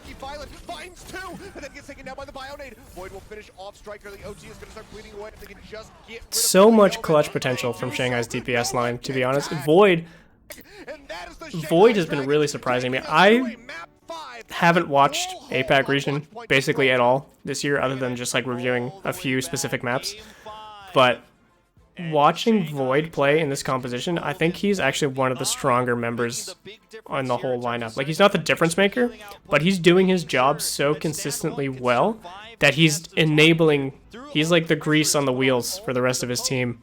It's enabling his DPS lineup to find the opportunities they are, because he's taking so much pressure for so long, living for so long, lining up his timings so well, that it's just like making things a lot easier for the DPS. Not to like overshadow the DPS line, because obviously they're absolutely popping off. But I think Void is actually one of the big reasons they're finding so much success. In the grand finals tomorrow, everything on the line. One more round of control to decide it all. It's Shock's map pick. Coca-Cola is the official. I was worried for a while when they let Shock out of this doorway and they got the initial picks. They got the pick onto Void. I was really worried for Shanghai, but it seems like they actually, even with Void down, even with my boy, they stabilized really, really well, to the point where they were trading kills from wherever they were. It was hard to tell from the VOD itself, to the point where Void got back, and at that point it was like already won for Shanghai, because Shock had fully committed to being on the payload, getting to the point, and fighting on the point, that it was very hard for them to answer DM from this angle, very hard to answer Stand just walking around point, even though they're all focusing him. He's got Void with him once Void came back. Very hard to finish out that fight. Alright, map 5. Yep. Off the bat, we were talking about Okay, we got balls. We got ball tracer comps. Really get to see it before. Yeah, full Here we mirror. go. Final map presented by IBM is now kicking off. Let's see. DM and Ons patiently waiting to take their So a place. lot of this Field on the mates opportunities around the back. He is a from the little ball tracer. player, Doesn't find the execution, though. on the control from the tracer player, and obviously on In anticipation. clutch timings from the Widow Popped players. up and Ons draws first blood in the final map. Void taken Damn, down, Shock. Striker follows up. Izayaki going to be gone. I wish I had an overhead for that fight. How do they reply? I could go into the replay viewer, but It's it's a lot of effort right now. Shanghai makes a risky play. They go for a flank. They do something, you know, Yeah, very I aggressive. wanted to They see get what some Shanghai was trying to damage set by up, because it looks like Shock just kind of walked through them. Boosting his damage so he can get more Seem damage unbeatable on in the Tracer back. Widow He's also matchups. making sure that he can't be killed by Fleta. Fleta's attempt fails. Definitely some comfort heroes for Damage. Fleta all has three of these to players, fall. on Striker and Smurf. The DPS war is won by the Shock. They get the first cap. And it feels like we're going right back to the beginning of the series with this one. Ons under a little bit of pressure. Grapples Zen as away. well, yeah, of course. Safe for the moment. As DM just tries to weave these shots in underneath. So the danger, so Shanghai is kind of forced to 6-man retake here, because if they split out too early, this is something I mentioned before with the Roadhog comps as well, where if they split out too early and try to take more than they're given, they're going to get punished. One of their groups is going to get punished. So they're forced to like 6-man stealth op, assassinate these targets, which realistically they're not going to be able to do. It's very easy to kite this out, especially when you have Choi on Sigma. They can just kite this out, slowly draw them in around the map, and that's going to open up opportunities for Smurf and Striker, and potentially even Ons, to take off angles and hit these backline members that are trying to keep up with the front line. Hit them with some disruption to separate them, hit them into Widow angles, stuff like that. Can't quite make it happen yet. But realistically, I don't think Shanghai Dragon has many other choices. Here to the enemy Sigma, but he still has the Yeah, physical barrier. they find an opportunity to go aggressive and they just take it. Striker's completely untouched. They had already committed resources just to get to that point of the map, and they didn't really get any positioning for it. DM was not in a position to really threaten anything. Void and Stand were both covering the same area, so they weren't really marking aggressive options from Shock. I didn't see exactly what Fleta was doing, but he should have been marking Striker, so Striker couldn't get into that fight. But it's possible he was trying to go aggressive himself. Squad tried to look for another sightline, another angle. There was no way out there. He just wants to reset as soon as possible. But right now, 65% on the board here. Striker's got a pulse. When I say marking, what I mean, just Need to play slow, dueling them, need to play around not tracing, overcommitting and trying to kill them, but making sure that you could like force resources out of them. For example, let's say Shanghai was trying to walk through here, just the way they were. And Choi's here kiting backwards with his team, making sure Moth and Violet get out alive, making sure Ons is, if he's with them, is getting out alive as well. So they're willing to give up the space because they know they're going to find re-engage opportunities as soon as they walk out of a choke, as soon as they walk to the point, as soon as they overcommit to chasing this.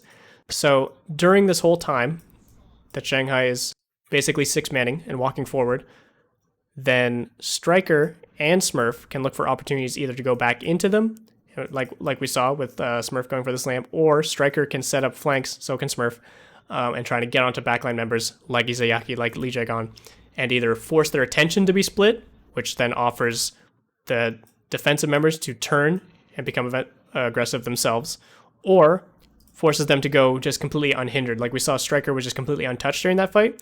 The only person on Shanghai's team that can realistically keep up with Striker is Fleda's Tracer. So they need to be making sure they're watching the front line to see if Tracer's sticking with their ball player and trying to go all in with a turn. And they need to be watching for flanks and calling out where the Tracer's approaching from. So then Fleda can duel them away from his team and make sure Striker can't approach with full resources. So either he's trying to force the recall or at least force blinks so that Striker doesn't get like a free angle to just walk up, throw in a pulse bomb, get a one clip, whatever it may be. That's sort of what marking is. So they're just forced into this duel. Instead of Striker finding value on all of Shanghai's team, notably their backline, he's forced to deal with Fleda first. And even if Fleda's recall gets forced out, he's buying his team time, and he's getting information to his team about where the enemy Tracer is so they have time to react to it rather than get caught off guard. That's like a general sense of marking. And Tracer's like the best example of it, but you can also mark like ball versus ball. You can mark Tracer versus ball. Sombra players are great at marking or need to be marked by people like Tracer, by people like Ball, or even like Moira. You'll have like Moira's like beaming down Sombra so she can't hack and stuff like that. Basically, you're taking their attention away from their real objective, which is the rest of your team. And trying to assassinate Izayaki, they very well could force that Transcendence out very early. Minefield going to be used by Stand 1, so he just rolls across the point. And yet, honestly, I feel like any Koth map where Shock wins the first fight is a very tough ask for any team they're playing against, because they're so good at controlling space. I wonder why our cameraman died. For a little bit longer, but now Izayaki going to be taken down yet again. Pulse bomb comes through, doesn't manage to find. All right, now you see Shock sort of splitting up because they had to touch the payload, not the payload, the capture point, and that's where they're getting picked apart. But now they're at 99%, and they know that, and they know they just need to win one fight, and they can just run into this 4 times in a row, build 6 ultimates if they need to, and then decide to hard commit. They can go. They've got a lot of chances to find their opening. And it's not that hard of an ask compared to just like we saw Shanghai only winning the one fight after all their attempts. Just AFK feels bad. And that matters a lot here when you're talking about ults like Flux. Ooh. Well, that's going to equalize things quite a bit here. Striker finds the assassination on to Fled. Those picks will definitely help. No Tracer now means Striker can do whatever he wants on flanks. He goes and duels DM, for example. There's so much pressure being alleviated here for the rest of the Shock members by Striker just constantly. Now he's just keeping Ball busy, making sure Ball isn't able to go aggressive on his own. Getting a little bit of healing here as he tries to stay alive. Pulse bomb now comes online. Flood is still holding on to one of his own. A lot of Tracer's job in these matchups is actually just space control, not necessarily going aggressive. Of course, you need to be reactive and following up on aggression when your team calls for it. But in general, most of your time is spent denying opportunities rather than finding them yourself. Looking to punish overextending members, looking to punish people who don't have their attention on you. Another tag in onto the point to force out the OT yet again, but you can see how quickly it starts bleeding away. And then, once you have a big enough advantage, just cleaning up fights like that. Clean from Shock, again, just winning first fight a lot of the time for a team like Shock that's so clean defensively, it's just going to mean a free 99%, and then being put in that position for Dragons is a really tough ask. Did Striker recall just to get high ground back? I think that point, yeah, he did, because he wanted to chase down the ball. Just getting outperformed by Striker. On's coming up bigger with these kills. The Shanghai Dragons just totally out. Feel really need the first cap this All right, are we seeing Widow or Ashe? They're gonna want to win this round. Widow on both sides. might just be their loss here, despite what was such a great comeback so far. Will just be the mirror compositions yet again. Izzyaki Yeah, look how slow Shock is playing compared to Shanghai. It's going to cost them this time. Nice dive. Striker finds DM, but I think this should be enough for Dragons to clean up. So I think what Shock was trying to do there was bait them in, bait especially Fleta to going in, so that Striker had free access to DM, and they were planning on Choi, Moth, Violet, Ons being enough to kite, given that they had a choke point to fall back into. But Stand 1 and Fleta did a really good job cleaning that one up. I think ideally you have Ons on an off angle during that time, but it was the first fight rollout, so he didn't really have space. Damn. Violet finds Izayaki, which is huge.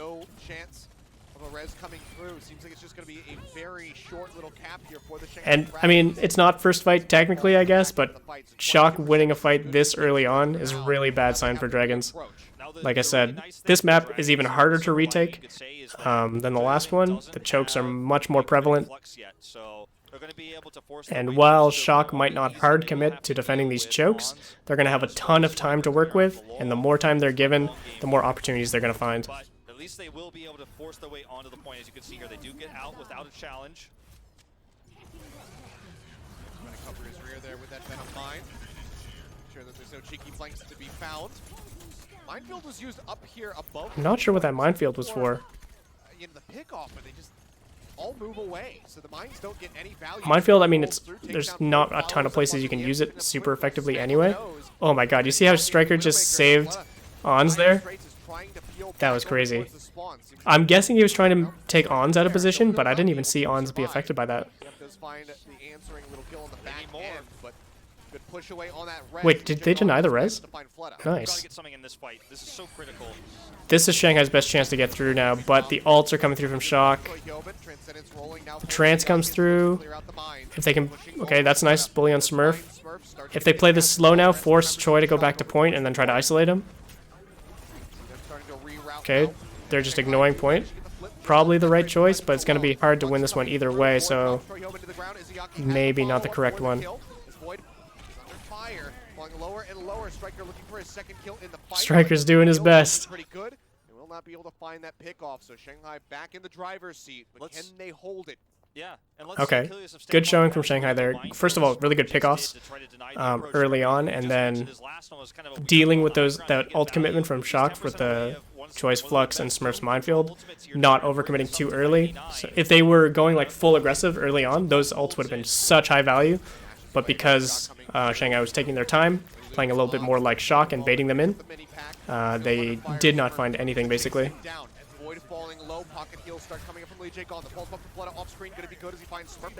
Oh, Lee Jae gone. Lee Jae gone. 3 assists. Alright. Not many tools in Shock's book right now, and Shanghai has a nano boost, which I'm just noticing they swapped to Ana.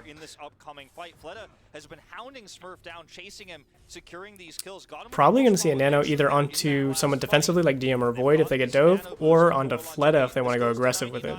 I think since they know they have Trance though, they don't want to go aggressive with it. Oh, Psych. Maybe they did know they had Trance. They're trying to kill Choi through Trance. Oh, this looks like it might be a game-losing mistake.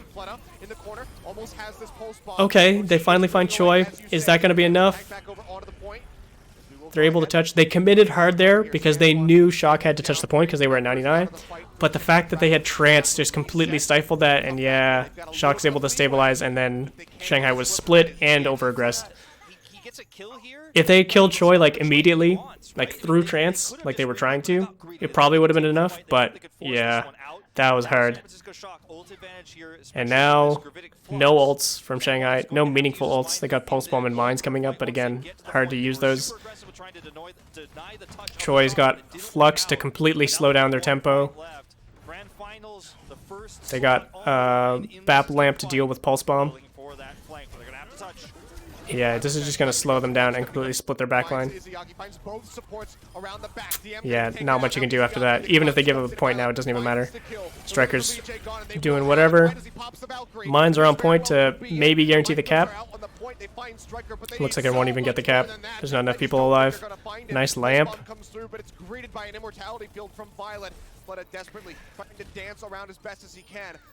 Lee J Gun. Nice play. Really nice play from Shock. Clean win. Honestly, that was really nice. Really well played. I think the turn. Dragons definitely could have won that Mega Base round if they didn't overcommit with the Nano and Tracer. I think they needed to know that Violet had Trance, and if they had known that, they probably wouldn't have overcommitted like that. Either they would have, I don't even know what they would have done. They would have like waited for a less aggressive thing, so they're not like fully committing, and still tried the Nano Tracer play, but not to the point where they're overcommitting and getting themselves killed for it because they're not getting value. But it was a desperation play. It was like a do or die moment for them. So I understand going for it, especially in the moment. A lot of pressure in that moment for them. But yeah, rough way to lose.